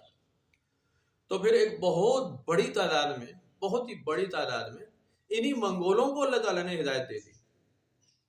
اور منگول وہ ہیں جنہوں نے مسلمانوں کو صفایا کر دیا. پہلے بغداد کی تو حکومت الٹائی تو فارغ کر دیا، فارغ، بچہ مار دیا، نسل چھوڑی ہی نہیں بغداد کی. جو خلیفہ بغداد کا وقت تھا اور وہ ساری حکومت مرکزی ساری ختم انہوں نے کی، چنگیزیوں نے، ہلاکو خان نے. اور اس کے پیچھے وہ قدرت ہے، اللہ تعالیٰ نے ایک چابی ان کو پھر لگائی کسی رابطے وسیلے ہیلے سے، برقع خان کو مسلمان کیا، اور برقع خان کے پیچھے پھر اس کی آدھی چنگیزی فوج جو تھی وہ مسلمان ہو گئی. آپ اندازہ لگائیں 50-55 لاکھ آدمی ایٹ دی اسپاٹ داخل اسلام ہو گیا، جو اسلام کے سب سے بڑے نقصان دینے والے تھے، سب سے بڑے. اور اسلام کو پھر بہت بڑی طاقت مل گئی. 50 لاکھ آدمی اگر جنگجو لشکری اس میں شامل ہو گیا، پھر تو انڈیفیٹڈ ہوا، ختم. اسی نے پھر ہلاکو خان کو مار دیا، جو اسلام کا سب سے بڑا دشمن تھا، وہ برقع خان کے ہاتھوں مارا گیا. بعد میں گڈی چڑھ گئی عثمان کی، عثمانی کیلفٹ بن گئی. اور اگر یہ برقع خان مسلمان نہ ہوتا، پیچھے اس کی فوج نہ ہوتی، بھائی عثمان کیا کر لیتا اکیلا؟ گھوڑا ہی دوڑاتا رہتا، ختم. وہ 2-3 شہزادیاں پکڑ کے اس نے شادی کر رکھی ہوتی، قبیلے میں رہ رہا تھا، ختم ہو جاتا. لیکن وہ بیٹھا ہوا اوپر جو ہے وہ عجیب ٹوسٹ دیتا ہے، عجیب ٹوسٹ، عجیب گیم کھیل دیتا ہے، وہ گیم چینجر، وہ ایک پلان نیا آ جاتا ہے. تو پھر تمام اسلام کے نام لیوا یہ ہو گئے جو اسلام کے سب سے خلاف تھے، سب سے زیادہ مسیکرز، اور ان سے دین چلا ہے. آج تک جو چل رہا ہے وہ انہی کے مرہون منت ہے. عربوں کے تھوڑی، عربوں نے خبیثوں نے کیا کیا؟ بعد میں آپ ان کے عربوں کی ہسٹری پڑھ لیں، کیا کیا؟ کچھ بھی نہیں کیا، کچھ بھی نہیں. صرف لڑتے رہے. یہ اموی، ہاشمی، عباسی صرف لڑتے رہے، آپس میں لڑ کے اینڈ پہ پہنچ گئے تھے، ختم ہونے والے ہو گئے تھے. اور آخری پھینٹی ان کو لگائی پھر وہی منگولوں نے. صرف صلاح الدین ایوبی کا نام ملتا ہے، وہ بھی کرد تھا، وہ بھی عرب نہیں تھا، وہ بھی عرب نہیں تھا، غیر عرب. ان میں تو بڑا نام نہیں ملتا. حضور سیدنا علی کرم اللہ وجہہ کے بعد ایک بڑا نام حضرت عبدالعزیز کا نام مل گیا، بس حضرت عمر عبدالعزیز، بس ختم بات. پیچھے بڑے نام ہی ختم ہو گئے. بعد میں تو خود ساختہ خلیفے آتے رہے، عباسی خلیفے آ گئے 12-15، اموی خلیفے آ گئے 12-15، لیکن تفصیل سے کوئی نہیں جانتا. اور صرف لڑتے رہے آپس میں. کوئی اسلام کی تبلیغ نہیں، کوئی اسلام کی خدمت نہیں، کوئی ترویج نہیں، کچھ. یہ پیچھے اندر سے خانقاہی نظام ہی تھا جس نے اندر جاری رکھا ذکر، فکر، مراقبہ، اور یہ عبادت، ریاضت، قرآن شریف کو سنبھالنا، حفاظ کاری انہوں نے قائم رکھا. باقی تو حکومت کے پیچھے بھاگتے رہے زیادہ تر. اور ایک نافرمان ترین قوم جو جنگلی تھے، جنہیں داڑھی بنانا نہیں آتی تھی، شیو کرنا نہیں جانتے تھے، زین رکھنا نہیں جانتے تھے، گھوڑے پر ننگی پیٹھ پر سفر کرنے والے، زندہ جانور کا گوشت کھانے والے، خون پینے والے، انسانی خون ایون پی جانے والے، ان کو ہدایت ہو گئی. اور ان کا جناب علی وہ پلان ہی سارا وہ انہوں نے دنیا کا نقشہ چینج کر دیا. اسلام کی ترویج وہاں سے ہوگی. تو یہ نسب اور نسل سے چلتا تو پھر تو مک گئی تھی کہانی میں، ختم. پھر تو فارغ ہو. پھر تو ما کان محمد ابا احد من رجالکم، تم میں سے کسی مرد کے باپ رسول اللہ صلی اللہ علیہ وسلم نہیں ہے. وہاں تو بات ہی ختم ہو گئی تھی. آپ کا تو بیٹا ہی کوئی نہیں، پھر کون چلائے گا؟ لو جی ختم. ادھر جناب علی حضرت یحییٰ علیہ السلام پہ نسل ختم ہو گئی. عیسیٰ علیہ السلام نے شادی ہی نہیں کی، وہ نسل وہاں ختم، تو بات ختم ہو جاتی. تو نسب اور نسل سے ایسے چلا نہیں. یہ ہے وفاداری سے، استواری سے. وہ جو کر لے گا وہ ضرور فیض یاب ہوگا، وہ ضرور آگے جائے گا. تو بہرحال سلسلوں کو سیکھنا پڑتا ہے. ان کو اب مجبوری یہی ہے کہ جب آپ خانقاہی نظاموں کو دیکھیں گے، درباروں مزاروں کو، تو وہاں الٹا نظام عجیب. سال میں ایک دفعہ میلہ ہو رہا ہے، بابا جی آ رہے ہیں، وہ جناب لاٹھی ٹیک کے وہ ہوں گے بابے سے، اور وہ بیچارے بس بیٹھے ہوں گے. ان سے آپ مل نہیں سکتے، ان سے سوال تو کر ہی نہیں سکتے. وہ لیتے رہے جنہیں بیٹھے ہیں نا وہاں، کیا وہ حد ادب بات نہیں کرنی یہاں، بس سلام کی طرح نکلو جی، نکلو آگے آؤ جی تسی ہے جی. چندہ لیا جا رہا ہے اور وہاں پہ ڈالا جا رہا ہے، اور وہ چادر چڑھ رہی ہے، اور یہ ہو گیا اور وہ ہو گیا، چائے اور بسکٹ چل رہا ہے. بس سوال کون کرے اور پوچھے کون اور جواب کون دے. اس وجہ سے باہر سے آنے والا آدمی بدک جاتا ہے کہ یہاں سیکھنے کا عمل کب ہے. میں بھی اگر اس کو سلسلے کو سیکھنا چاہتا ہوں، صوفیزم کو سیکھنا چاہتا ہوں، بزرگوں کی تعلیم پہ چلنا چاہتا ہوں، چلا کشی کرنا چاہتا ہوں، عبادت کرنا چاہتا ہوں، ریاضت کرنا چاہتا ہوں، شب بیداری کیسے ہوگی، وہ بیچارہ ہیلپ لیس ہو جاتا ہے. وہ آگے نظام بھی بند ہے سارا. وہ تو وہاں پہ 40-50 قوال پارٹیاں آئی ہوئی ہیں، اور وہ دھڑ دھڑ دھڑ دھڑ دھڑ دھڑ دھڑ ڈھول پیٹ کے 10-10 منٹ میں اٹھا جا رہا ہے. اٹھا پھر دوسری پارٹی بیٹھی، اٹھا گیا، لوگ نوٹ پھینک رہے ہیں، گڈیاں پھینک رہے ہیں. کہتے ہیں یار میرے کو تو گڈی شڈی ہے کوئی نہیں، میرے کو تو 10 روپے. وہ تو بیچارہ کرایہ بھی بڑی مشکل سے لگا کے کہیں لفٹیں لے کے آیا تھا. درویش کے پاس کہاں سے پیسے ہوتے ہیں، اس نے کون سا کمایا تھا. تو وہ کہتا ہے کہ یار یہ پھر میں فیض کہاں سے حاصل کروں، سیکھوں گا. بابا جی کے تو پاس جانے کوئی نہیں دے رہا. بابا جی بھی وہ صرف وہ کسی بزرگ کے پوتے ووتے ہوتے ہیں، معذرت کے ساتھ. سیکھا انہوں نے بھی کچھ نہیں ہوتا، بس وہ صرف دم شم سیکھتے ہیں. دم کیتا جناب، سر درد ٹھیک ہو گیا، پیٹ درد، گیس درد ہے، ہاضمے آستے، پیٹ درد آستے، مولیدہ نمک. پہلے وہ ایک آدمی تھا سائیکل پہ نا ہمارے وہ ٹرنک بازار میں سائیکل پہ بیچتا تھا. وہ تو وہ مجھے وہ ایسے ہی یاد آتا ہے. وہ سائیکل پہ اس نے ہر چیز رکھی ہے، دانت کے درد کے لیے بھی دوائی رکھی ہے، اور دانت صاف کرنے والی الگ ہے، کیڑے والی الگ ہے، پیٹ کے کیڑوں کی الگ ہے، پیٹ درد کے لیے مولی نمک ہے اس کے پاس. عجیب 5-7 چیزیں وہ اس میں لگائی ہوئی پچھی میں. تو وہ سائیکل پہ نا وہ 7-7 گھنٹیوں میں بجا رہا اور 7 آوازیں لگا رہا. ہاضمے واسطے، پیٹ درد واسطے، مولیدہ نمک ہے جی. دانت کا درد ابھی ٹھیک کریں، شرطیہ علاج. سگریٹ پینے والے، پان گٹکا کھانے والے ابھی دانتوں کی صفائی کرائیں، جادوئی علاج. ارے وہ مداری دیکھا آپ نے مداری کا تماشا دیکھا کبھی؟ کیسا کمال ہوتا ہے. کہاں دیکھا ہے؟ انڈیا میں بھی دیکھا ہے، یہاں بھی دیکھا ہے. مداری کرتا یہ ہے کہ وہ مجمع اکٹھا کر کے نا بیچ میں رکھ دے گا ایک پٹاری، وہ سانپ کی جیسے پٹاری ہوتی ہے، بیچ میں رکھ دے گا، اور وہ ڈگ ڈگی بجاتا رہے گا، اور لو جی صاحبان، مہربان، قدردان، میزبان، یہ جو میں آپ کو ایک عجیب سا جانور دکھانے لگا ہوں، یہ مجھے تبت چہارم کے جنگلوں سے ملا تھا. بس یہ سانپ سے زیادہ زہریلا، اور یہ اور وہ، اور کانٹے، اس کا ایک کانٹا لگ جائے تو یوں، اور جناب اس کا ایک کانٹا فلانے کے گھر میں دبا دو تو گاڑی تباہ ہو جائے. وہ 1-2 گھنٹے تمام مجمع کو اکٹھا رکھتا ہے، اور مجمع کہتا ہے یار اب یہ دکھانے والے، لو جی ہوں ذرا بچے پیچھے ہو جانا، ذرا تھوڑی احتیاط کرنا پائی جی، یہ نکل گیا تو تھوڑی ذمہ داری. لوگ ذرا ڈر کے پیچھے، اوہ کھولنے لگائی، کھول نہیں رہا ہوتا، وہ پٹاری اس نے کھولنی نہیں. اسے پتا ہے میں نے پٹاری کھول دی، سب دیکھیں گے کہ ہمیں چوئی جتنا ایک سانپ نکلا، یہ کیا، ختم ہو گیا. تو میرا تو تماشا ہو جائے گا ختم. پٹاری اس نے ایٹ دی اینڈ کھولنی نہیں ہے. آپ لو جی 5 روپے 10 روپے جس بھائی کی کوئی توفیق ہے، وہ بچہ پھر رہا ہو اپنے، جب پیسے اس نے دیکھا نا کہ ہاں اتنے ہو گئے تھیلی، پھر جناب علی وہ 3 آدمی 4 کو اشارہ کرے گا، وہ نعرہ مارنا، پولیس آ گئی، وہ پٹاری اٹھائے گا، پائی جان بڑی معذرت تھی، وہ دوڑتا جائے گا پٹاری لے کے. لوگ کہیں وہ دکھا تو صحیح کیا تھا، اس میں سانپ تھا. 8-10 کی جیب کٹی ہوگی ہے. لوگ کہیں گے یا 10 روپے بھی دے دی، سانپ بھی نہیں دیکھا. مداری کمال کا وہی ہوتا ہے جو پٹاری کھول کے نہیں دکھا. تو میرا خیال ہے پیرانے عظام نے کہیں ٹریننگ لے لی ہے کہ وہ کہتے ہیں پٹاری نہیں کھول. خبیث حکیموں نے بھی یہی کیا، نسخہ ایجاد کرنے والوں نے بھی یہی کیا. جس کو کوئی معلومات مل گئی نا اس نے اپنی پٹاری میں بند کر لیا، فیض آگے نہیں دیا. انہوں نے یہی کہا کہ جناب وہ پٹاری کھول دی تو پھر تو وہی ہو جائے گا، یہ تو لوڈنگ سیل ہے. بے رنگ اور بے بو ہے. درویش ہوگا, فقیر ہوگا, صاحب وقت ہوگا, کسی سے سیکھا ہوگا, تو وہ تو اس کا تو کام ہے نا, وہ تو بتائے گا کہ بھائی جان اس میں آنا کچھ نہیں, ملنا کچھ نہیں ہے, جو ہے وہ بھی ہاتھ سے جائے گا.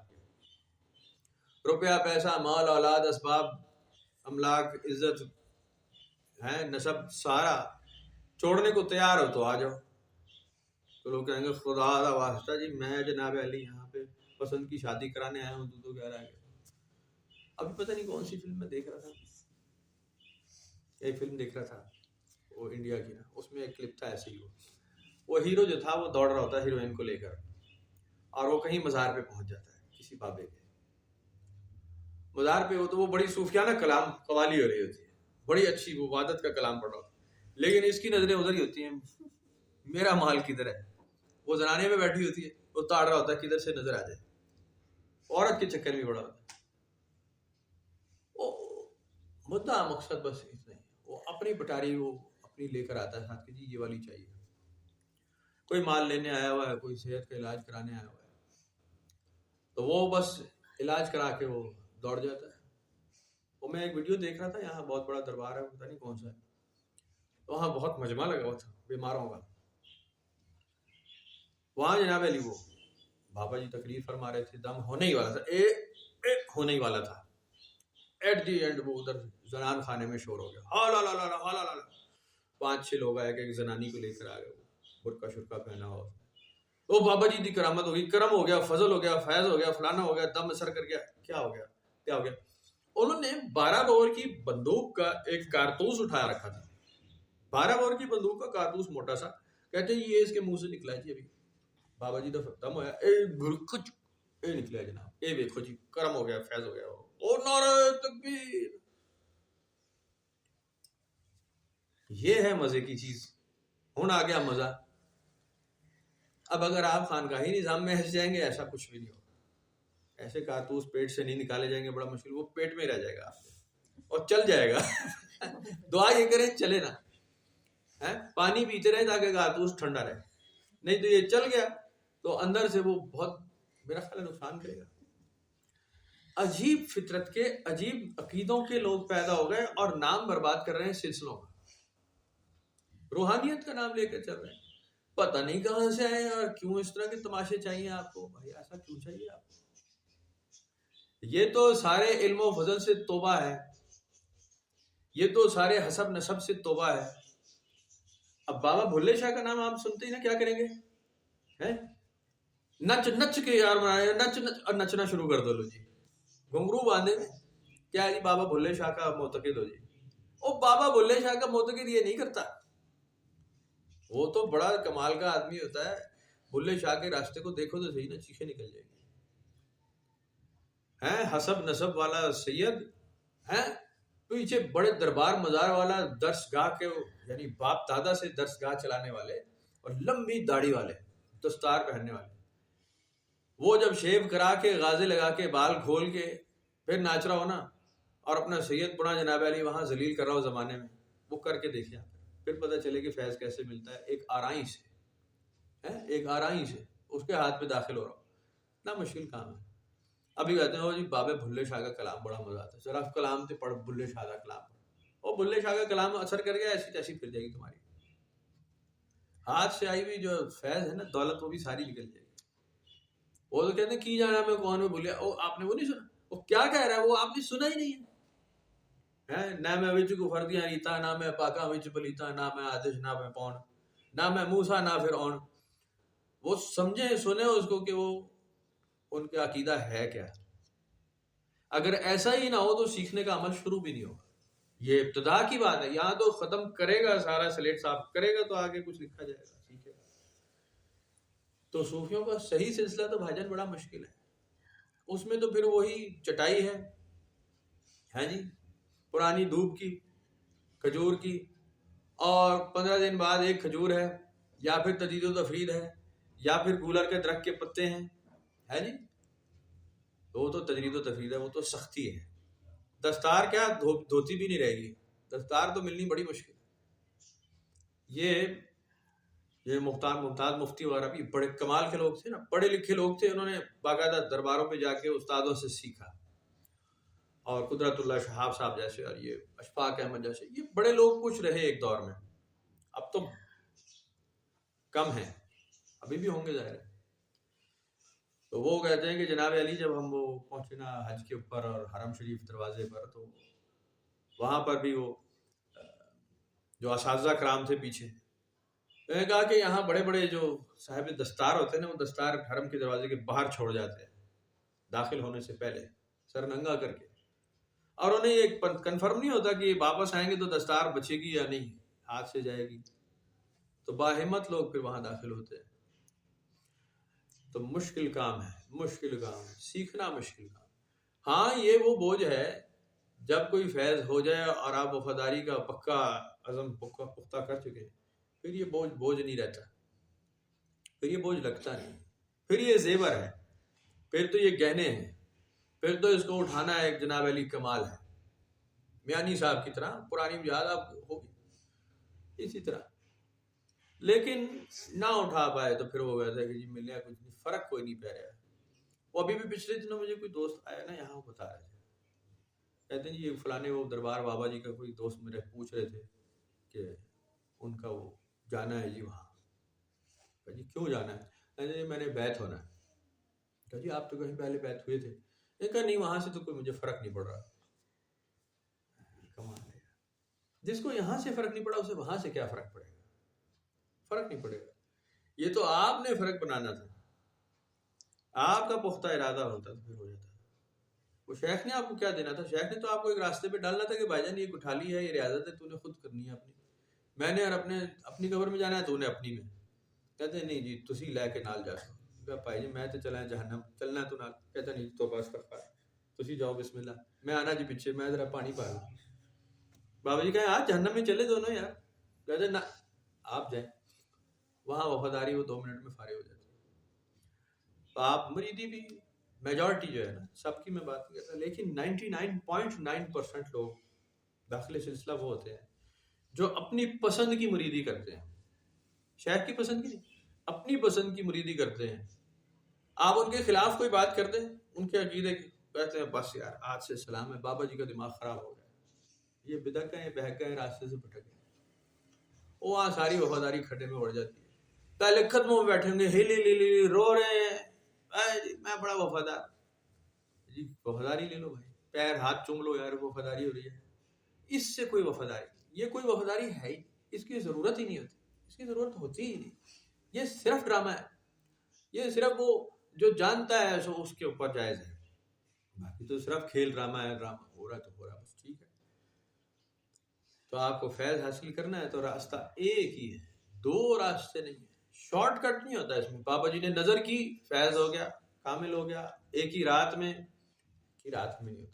تو ایک ہی رات میں جو ہوگا نا وہ ایسے ہی ہوگا، جو میں اکثر مثال دیتا ہوں کہ آپ 20-25 کلو 1 من گوشت کھا لیں ایک رات میں، ہے جی 2-4-10 من سیب کیلا کھا لیں، اور آپ سمجھے میرے اندر صبح طاقت آئی بھی ہوگی۔ عجیب آدمی ہے، آپ الٹیاں ہی کرتے پھریں گے، ٹٹیاں لگ جائیں گی آپ کو، اور تو کچھ بھی نہیں ہوگا، ہے جی حکیم ڈاکٹر کے پیچھے جائیں گے، کیونکہ وہ آپ کے کھانے کا ثمر نہیں تھا، وہ کھانے کا طریقہ نہیں تھا۔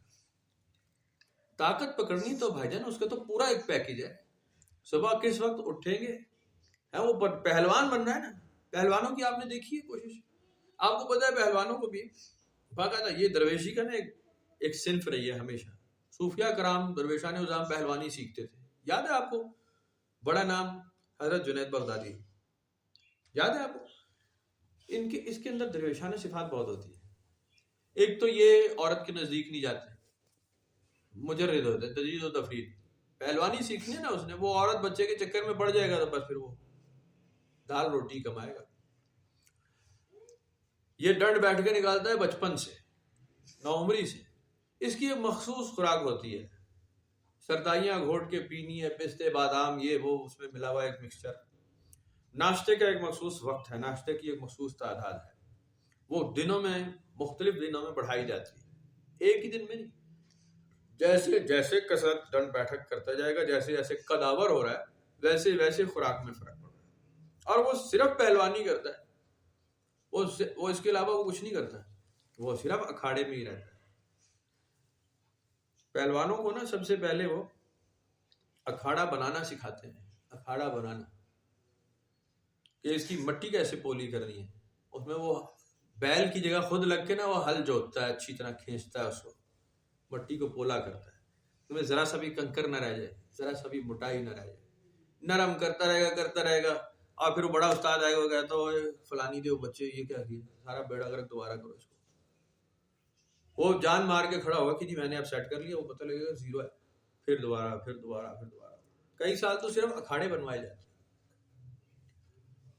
وہ داخل ہو جائے میری طرح کا ہے جی، پتلی باہوں والا ہے جی، ہاکی کے نیکر والا، اور وہ کہے جی میں جی پہلوان بننا جی، اور وہ پہلوان بھی ایسا الو کا پٹھا ہو، وہ کہے آ میرا پتر تو فلانے پہلوان کا بیٹا، کہ ہاں جی آ جا بیٹھ جا، اور اس کے گلے میں اپنا ہار ڈال دے، یہ آج سے تو بڑا پہلوان، وہ اس پہلوانی کا کیا فائدہ ہے جو اس طرف تمغہ ڈال کے ہوا ہے، وہ جب اکھاڑے میں اترے گا کیا کرے گا، بیڑا گرک ہوگا، اس کو تو ایک اٹھا کے کسی نے پٹخی دینی ہے، وہ کافی ہو جائے گی اس کے لیے۔ بڑے بڑے پہلوان مر جاتے ہیں، پتہ ہے آپ کو، بڑے پہلوان مر جاتے ہیں۔ ناصر بھولو کا یاد ہے آپ کو، وہ خود بتاتا تھا کہ میری چچا تھے جناب، میں نے ان کو اکھاڑے میں ایسے ہی ایک ایک مار دی، استادوں کے استاد تھے، ٹھک فارغ ہو گئے، ادھر ہی فارغ ہو گئے۔ بڑے پہلوان ایسے چت ہو جاتے ہیں، منٹ لگتا ہے، فارغ ہو جاتے ہیں۔ تو درویشی میں بھی بالکل ایسا ہی، بالکل ایسا ہی کہ آپ پہلے تو اکھاڑے ہی بناتے رہیں گے، زمین ہی تیار کرتے رہیں گے، بنیاد ہی تیار کرتے رہیں گے، اس میں ہی کئی سال لگ جائیں گے، اور جب اس سے کوئی پوچھے، کوئی باہر کا آدمی کہ وہ اتنے عرصے سے مٹی میں ذلیل ہو رہا ہے، کیا سیکھا؟ سیکھا تو کچھ نہیں۔ اس خبیث نے سیکھ لیا ہوتا ہے، اس کو بتایا نہیں گیا ہوتا کہ تم نے کیا سیکھا ہے، ایک وقت پہ بتایا جاتا ہے کہ آپ کیا سیکھ چکے ہیں، فرق کتنا پڑ چکا ہے۔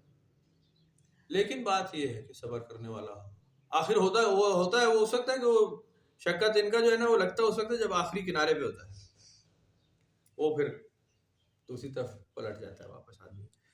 تو یہ اس کے نظام ہے، اس کے حساب کتاب ہیں، اس کے معاملات ہیں، جیسے وہ اپنے راستے پہ کسی کو لانا چاہے۔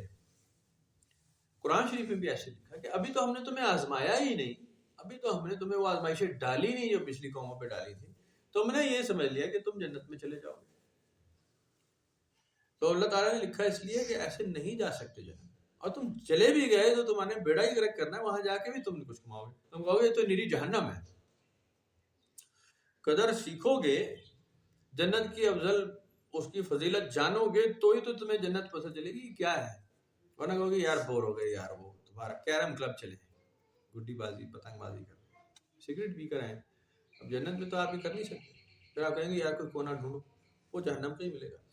بات یہ ہے آپ جب تک قدر نہیں سیکھے جنت میں جانے کا بھی فائدہ کوئی نہیں۔ وہی یہ ڈرامے کرنے اگر جو اس دنیا میں کر رہے ہیں، دکان مکان، طاقت، عیاشی، بدماشی، چور چکاری، اگر آپ اسی حالت میں جنت چلے گا تو بھائی جان آپ وہاں کیا کریں گے؟ بیڑا گرک کریں گے، پھر کہیں گے بور ہو گئے، تو فائدہ نہیں۔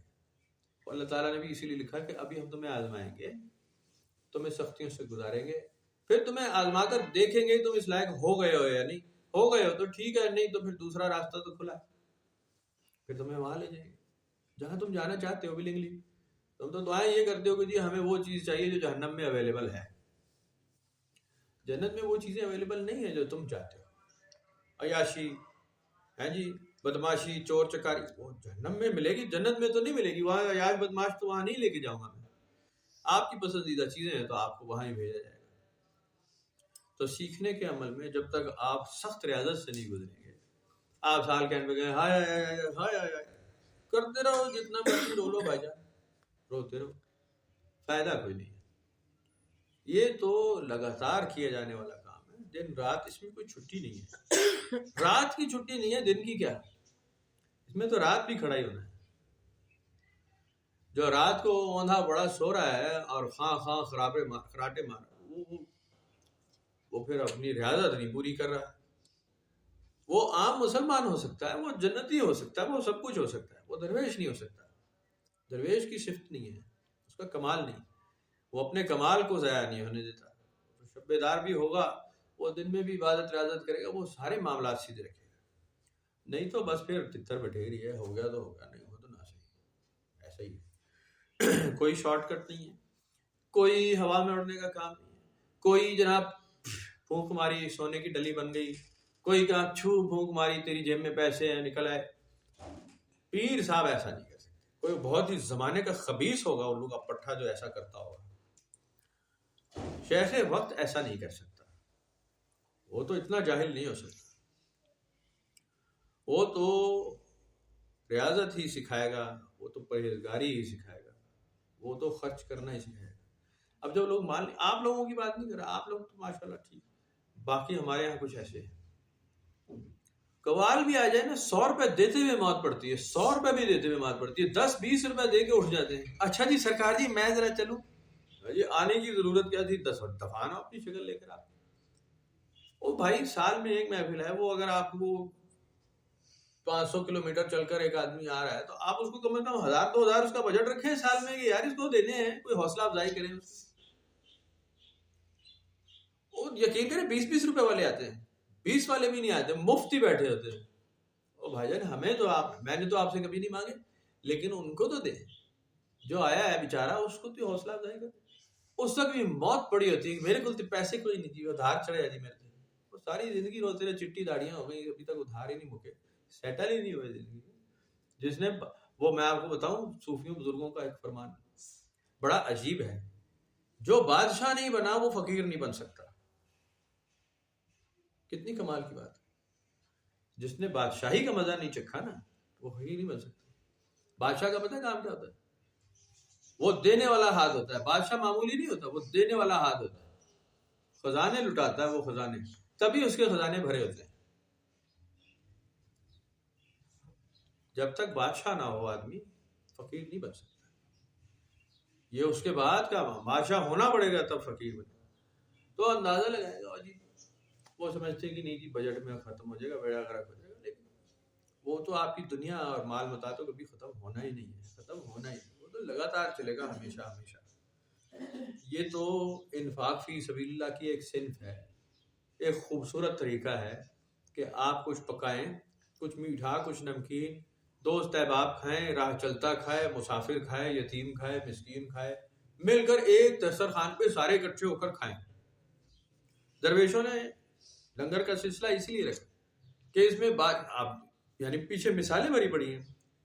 غیاث الدین بلبن ہو، سلطان تغلق ہو، یا جناب علی آپ کا علاؤ الدین خلجی ہو، یا جناب علی کون تھا وہ صحابے والے بابے کا کیا نام ہے، سلطان شہاب الدین غوری ہو، یہ پھر ایک ہی دسترخوان پر آ جاتے تھے سارے.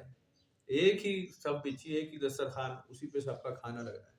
لنگر پک رہا ہے ایک ہی جیسا، اس میں دال بھی ملائی جا رہی ہے، اس میں چاول بھی ملائے جا رہے ہیں، اسی میں میٹھا ڈالا جا رہا ہے، اسی میں نمکین ڈالا جا رہا ہے، اسی میں نمک پڑ رہا ہے، اسی میں گڑ پڑ رہا ہے، گھی تیل سارا ایک برابر کر کے ایک دیگ چڑھ رہی ہے. سب بادشاہ اور بھکاری سب بیٹھ کے ایک جگہ ہے.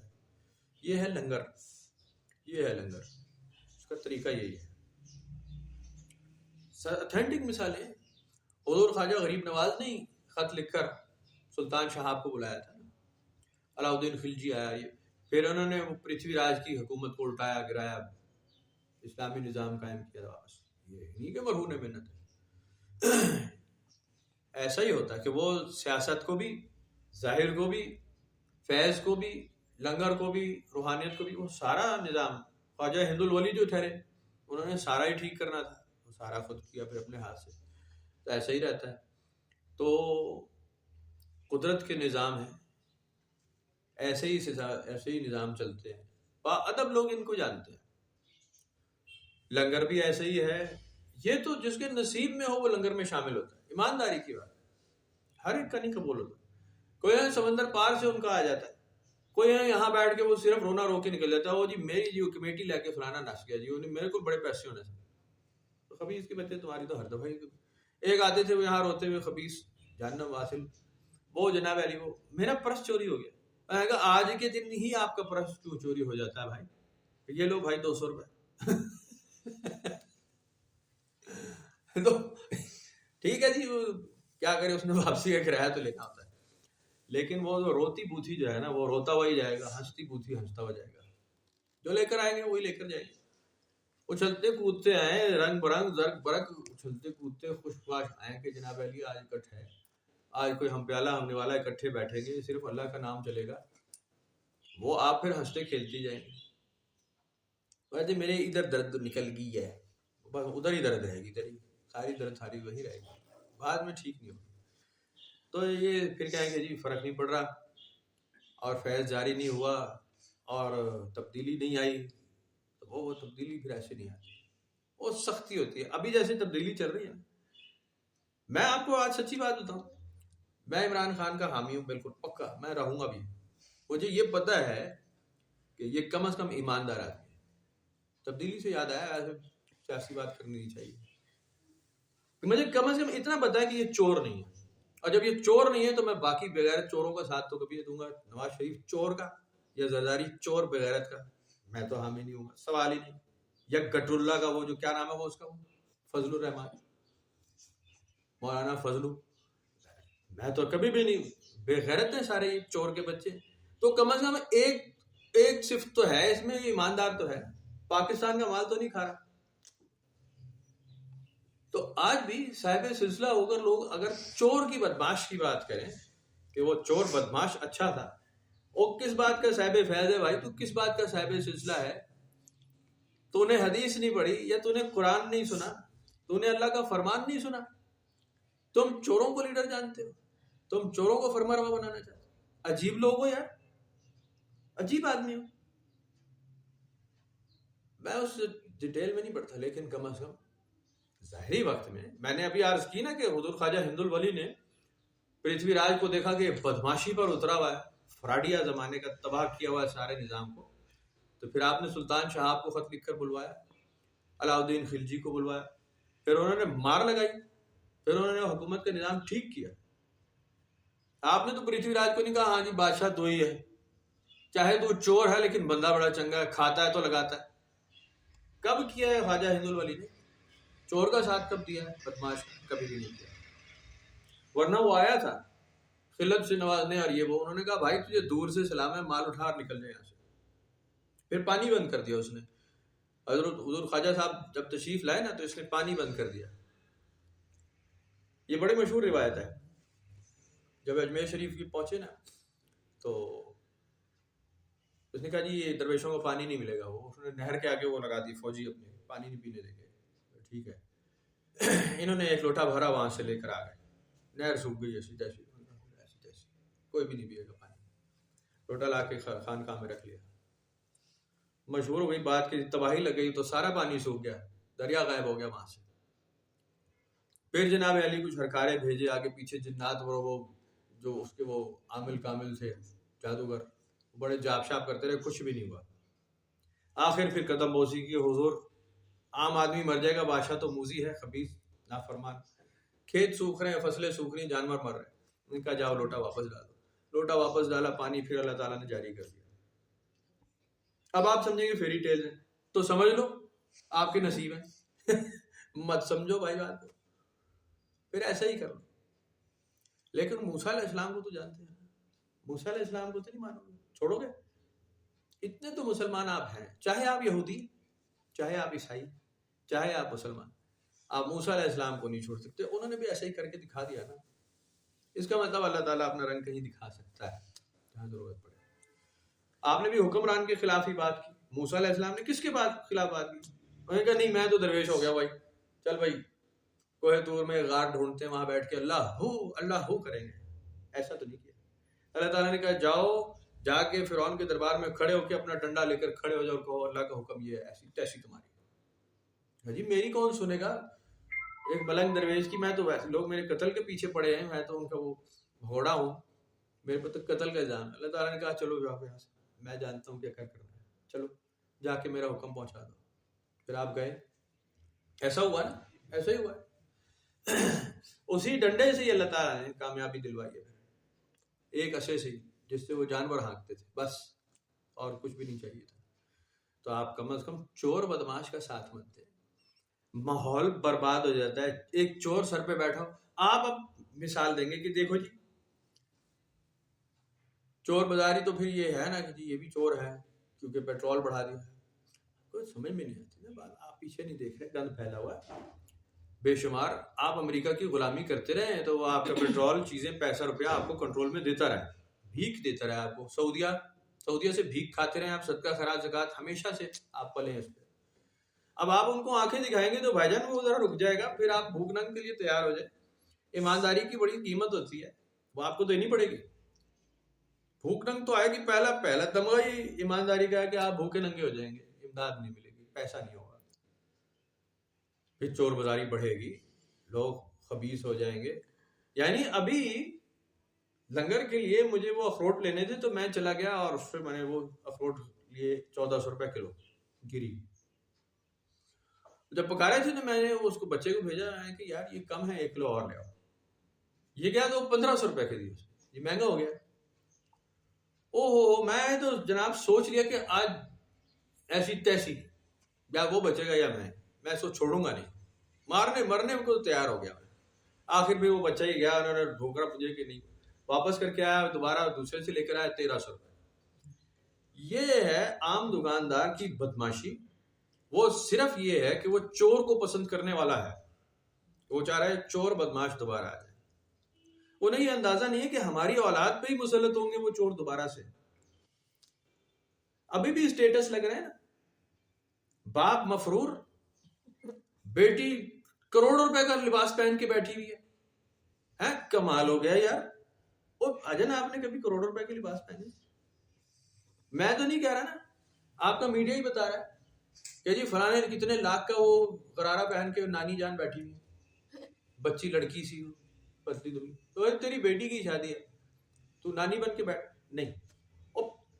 لاکھوں روپے کا, آپ نے لاکھوں روپے کا سوٹ دیکھا ہے کبھی لاکھوں روپے کا سوٹ دیکھا ہے بھائی جان؟ یہ ایماندار آدمی کی بات ہے. ایماندار آدمی ہوتا ہے وہ. کہاں سے آتا ہے یار پیسہ؟ آپ کوئی جاب کرتے ہیں, آپ لوگ جاب کرتے ہیں نا سارے, کوئی اسکول میں پڑھا رہا ہے, کوئی نوکری کر رہا ہے, تنخواہ ایک مخصوص آ رہی ہے, اس میں آپ کا گزارا چل رہا ہے. تو آپ تو لاکھوں کروڑوں پتی نہیں ہوئے, ساری زندگی آپ کو بھی کماتے ہوگی, وہ پیسے آپ کے پاس تو نہیں آئے. ان کو پرویز مشرف نے ڈنڈے مار مار کے کتے کی طرح سے بھگا کے یہاں سے نکالا ہے جی. ایسا ہی ہوا نا. میں تو اس وقت وہ بالکل ان کی میڈیا میں تھا, میں تو سارے دیکھتا تھا. تو یہ وہاں جا کے سعودیہ میں روتے تھے کہ جی ہمارے بچوں کے وہ دودھ کی بوتلیں بھی چھین لی انہوں نے, فوجیوں نے, اور دودھ کی بوتلیں بھی چھین لی. لیکن تم کروڑ در ارب در کھرب پتی کیسے ہو گئے وہاں جا کے؟ وہ پیسہ کہاں سے آیا؟ وہ حرام کا مال جو تم نے وایا انڈیا کنٹینر کے کنٹینر ڈالرز کے وہاں پہنچا دیے تھے, وہ تو اس کا مطلب تم چھپا کے نکل گئے لے کر. ورنہ ارب کھرب پتی تم کیسے سعودیہ میں جا کے ایگزائل میں ہو گئے؟ کھرب پتی ہو گئے یار. 7 آف شور کمپنیاں تم نے. وہ چور نہیں ہے, وہ تو کیا ہے, بدماش. ایمانداری کا پیسہ ہے, تنخواہ کا پیسہ ہے.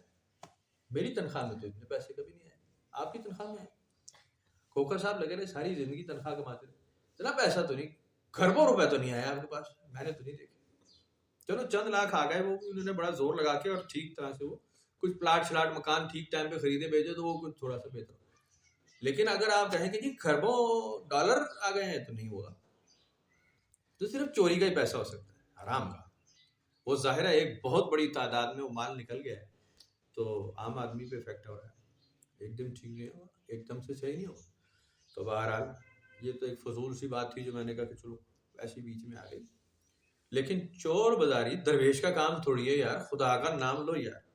فقیر کا کیا کام ہے کہ وہ چور کا ساتھی ہو, بدماش کا, اچکے کا, قاتل کا ساتھی ہو؟ یہ درویش کے کام ہے. اور کم از کم آپ سیاسی نہ بنے, لیکن آپ کہیں میں جی بے ایمانی کا ساتھ نہیں دے سکتا, سوال ہی, چور کا ساتھ نہیں دے سکتا, میں اس کا حامی نہیں بن سکتا. اتنے تو آپ پہ ذمہ داری بنتی ہے. اگر آپ قرآن پڑھتے ہیں, اگر آپ حدیث پڑھتے ہیں, آپ کو اتنی سی بات سمجھ نہیں آتی کہ اللہ تعالیٰ کس کے خلاف ہے, کس کے ساتھ ہے؟ کیا وہ چوروں کے ساتھ ہے؟ کیا وہ ڈکیتوں کے ساتھ ہے؟ کیا وہ جہنمیوں کو پروموٹ کر رہا ہے کہ جہنمی بڑے اچھے ہوتے ہیں, سونے چاندی کے محل بنانے والے؟ کمال ہے. پھر آپ درویش بھی, آپ درویش نہیں, آپ کو بالکل اس کو ریکنفرم کرنا پڑے گا. بہرحال یہ باتیں بیچ میں ایسے نکل آتی ہیں, لیکن ضروری ہے کہ کر دی جائیں, بتا دی جائیں. کہ آپ کبھی بھی اگر درویشی کے راستے پر ہے تو آپ حرام کمانے والے نہیں ہو سکتے. لقمہ حرام نہیں کھا سکتے. آپ کھا رہے ہیں بیڑا غرق ہے، آپ تو بہت بڑے چور ہیں، آپ تو الٹ جا رہے ہیں بالکل ہی. عام آدمی حرام کھا لے تو کھا لے، کوئی مسئلہ نہیں، لیکن اگر درویشی کی ٹوپی پہن کے کھانے والا اگر کھائے گا وہ اس کو 10 گنا اس کا جواب دینا پڑے گا. اس پہ تو کئی گنا بڑھ کر آئے گا وہ، کیونکہ وہ تو ولنگلی بدماش ہوا ہے. سیکھ لینے کے بعد لا تزغ قلوبنا بعد اذ ہدیتنا، ہم تو دعا اس لیے کرتے ہیں کہ جی ہمارے دل نہ پھر جائیں جب ہدایت مل گئی ہے تو. لیکن اگر ہدایت مل جانے کی اور سمجھ لینے کے بعد، قرآن شریف میں جیسے لکھا ہے کہ اب انہوں نے کتاب پڑھ لی ہے، آپ نے ان کو سب بات سمجھا دی ہے، ان کے پاس توراۃ ہے، ان کے پاس انجیل ہے، یہ پڑھتے ہیں اپنی کتاب، اب بھی نافرمان ہے. کیسے ہو سکتا ہے؟ کیسے ہو گیا یہ تو جانتے ہیں اصل بات، تو پھر نافرمان کس طرح ہو سکتا ہے؟ اگر ہیں تو پھر ان کو ملٹی پلائی کرنا پڑے گا اپنی بدماشی کے حساب سے، اتنی ہی جہنم کے وہ حقدار بن جائیں گے. تو بہرحال کسی چور بازاری کا ساتھ مت دیں، کسی ڈکیت کا ساتھ مت دیں، کوئی ایسا کام مت کریں اپنی زندگی میں جو خلاف شرع ہو، اللہ اور اللہ کے رسول کے خلاف ہو، حرام ہو، سود ہو، کسی رنگ کا سود ہو. آپ نہیں کھا سکتے، نہیں ہو سکتا. آپ بیوی بچوں کے چکر سے نکل جائیں، مت کسی کا حق نہیں کھا سکتے، کسی کا آپ دل نہیں دکھا سکتے، آپ کچھ کر سکتے نہیں. آپ اگر درویشی کے راستے پہ چلنا ہے نہیں کر سکتے، آپ کر رہے ہیں تو آپ آگے بھی نہیں بڑھ سکتے، آگے ریورس کے پیچھے جا سکتے ہیں، واپس نکل سکتے، گڈ بائے ہو سکتا ہے. بس جی بچیاں واسطے، بس تو بچیاں واسطے ہے تو بھائی جان پھر بچیاں واسطے ہی کر لو، اسی بچے کی کک آپ کو پڑے گی. انشاءاللہ ضرور بہو کی پڑ جائے گی، ورنہ بیٹے کی نہیں تو بہو کی پڑے گی. ذلیل ہونے کا راستے پہ چڑھ گئے ہو تو پھر ایسا ہی ہوگا. درویشی کا راستہ تو ایک ہی نمبر راستہ ہے، اس میں بے رنگی بے بوئی، اس میں کوئی ترویج نہیں ہے، کوئی اشاعت نہیں ہے، کوئی خودنمائی نہیں ہے، کوئی دستار نہیں ہے، کوئی نیلی پگڑی، کوئی سفید پگڑی، کوئی سبز پگڑی، کوئی سنہری پگڑی، کالی پگڑی. بھائی جان سر ہی نہیں ہے تو پگڑی کدھر ہے؟ آپ سر ہی کسی کے حوالے کر چکے ہیں. بات تو اتنی ہے نا، آپ کا جب سر نہیں ہے تو پگڑی کس بات کی ہے؟ بارہ دستاروں سے یا انگوٹھیوں سے. میں ابھی گیا نا وہ ساہیوال، تو وہ بڑے لوگوں کا دربار ہے، وہ بڑے سیانے لوگ وہاں بیٹھے ہیں. حضرت سائیں عبد القدیر صاحب ابھی زندہ ہے ماشاءاللہ، وہ ایک نمبر آدمی ہے، وہ دو نمبر نہیں. تو وہ مجھے پکڑ کے نا وہ بچوں کی جائے ادھر آؤ گل سونا، اور کنیاں انگوٹھیاں پائیاں نے؟ ایک بھی نہیں. کہتا ہے چاہ تو کہڑا پی رہے اور انگوٹھیاں پایا کر، لوگ نہیں مانتے. کہ جی انگوٹھی تو کبھی نہیں پہنی.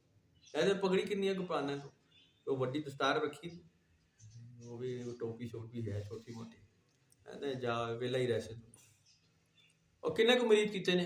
میں کہا جی پرانے بھی بھاگ گئے.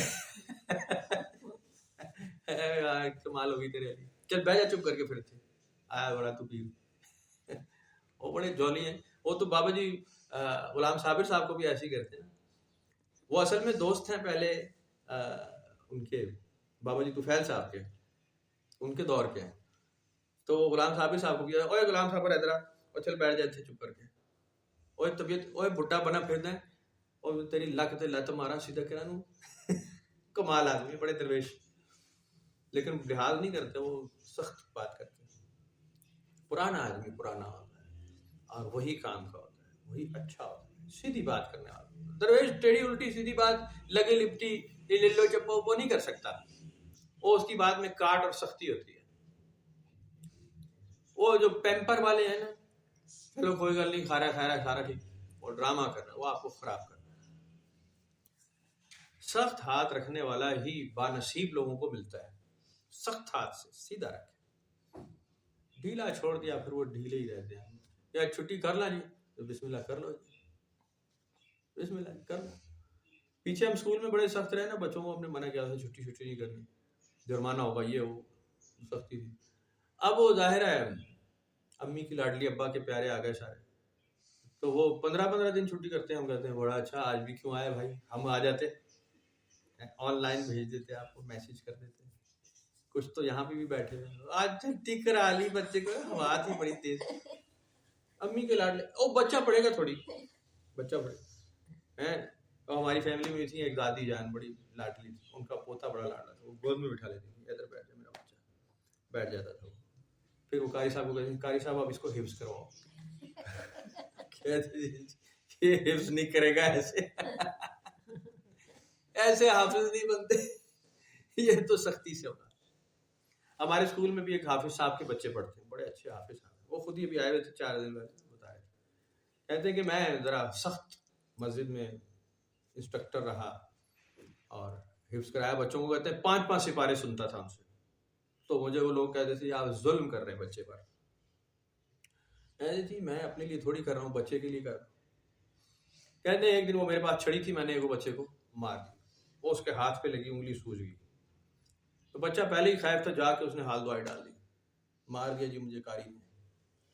اب قاری کے پیچھے جناب علی وہ اس کی اماں پڑ گئے، کہتے ہیں وہ انہوں نے مجھے گالیاں دی مسجد میں آ کے، ایسی تیسی پھیر. کہتے ہیں میں نے وہ چابی رکھی، میں جا رہا ہوں، نکل گئے. منتیں کرتے رہے لوگ لیکن نہیں. پھر ایک نرم دل قاری صاحب آئے، کہتے ہیں 17 سپارے میں پڑھا چکا تھا بچوں کو، حفظ کرا دیے تھے، باقی رہ گئے تھے 13. کہتے ہیں وہ ایک نرم دل قاری صاحب آئے، انہوں نے پڑھا دیا. رمضان شریف آ گیا، بچے ہو گئے مسلح پہ کھڑے، 17 تو پڑھ لیا، 18ویں سے غائب ہو گئے. پھر پیچھے سے ڈنڈا نکل گیا، سختی نکل گئی، وہ پھر للو چپو پھر ختم. حافظ ضرور رہ گیا وہ بچہ، دستار بندی ہو گئی، قرآن شریف نہیں آیا، نہیں آتا. سختی نہ ہو تو انسان لینینٹ ہو جاتا ہے، وہ سانڈ ہو جاتا ہے کھا کھا کر. نا مجھ کا سانڈ دیکھا آپ نے، ٹنوں وزن بڑھا لیتا ہے، ہوتا بیکار ہے. اس سے بہت اچھا کھوتا ہوتا ہے چھوٹا سا، تالے کو جتنا مرضی دوڑا لو تھکتا ہی نہیں، چھوڑے سے چنے کھا کے سیدھا ہو جاتا ہے، کوئی بات نہیں. تو یہاں کھوتے والا کام ہے، یہاں سانڈ والا کام ہے، چھوٹے سائز کا، تھوڑا کھانے والا لیکن دوڑ لگانے والا، رکتا ہی نہ ہو. تو بہرحال اپنے اپنے نصیب ہیں. ذکر کرتے رہے، مراقبہ کرتے رہے، عبادت کرتے رہے، ریاضت کرتے رہے.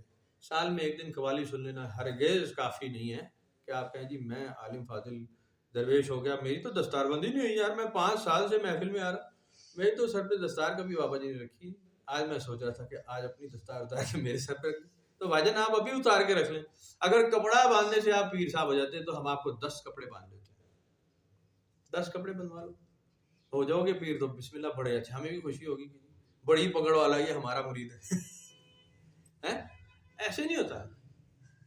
آپ 50 دستاریں باندھ لیں، ایک کے بعد ایک کپڑا باندھ لیں. کپڑے باندھنے سے آپ صاحب فیض تھوڑی ہوتے ہیں، وہ نہیں ہوتے. تو بہرحال پھر انشاءاللہ بات کریں گے کہ جی یہ تو ویڈیو آج بہت آگے جائے گی.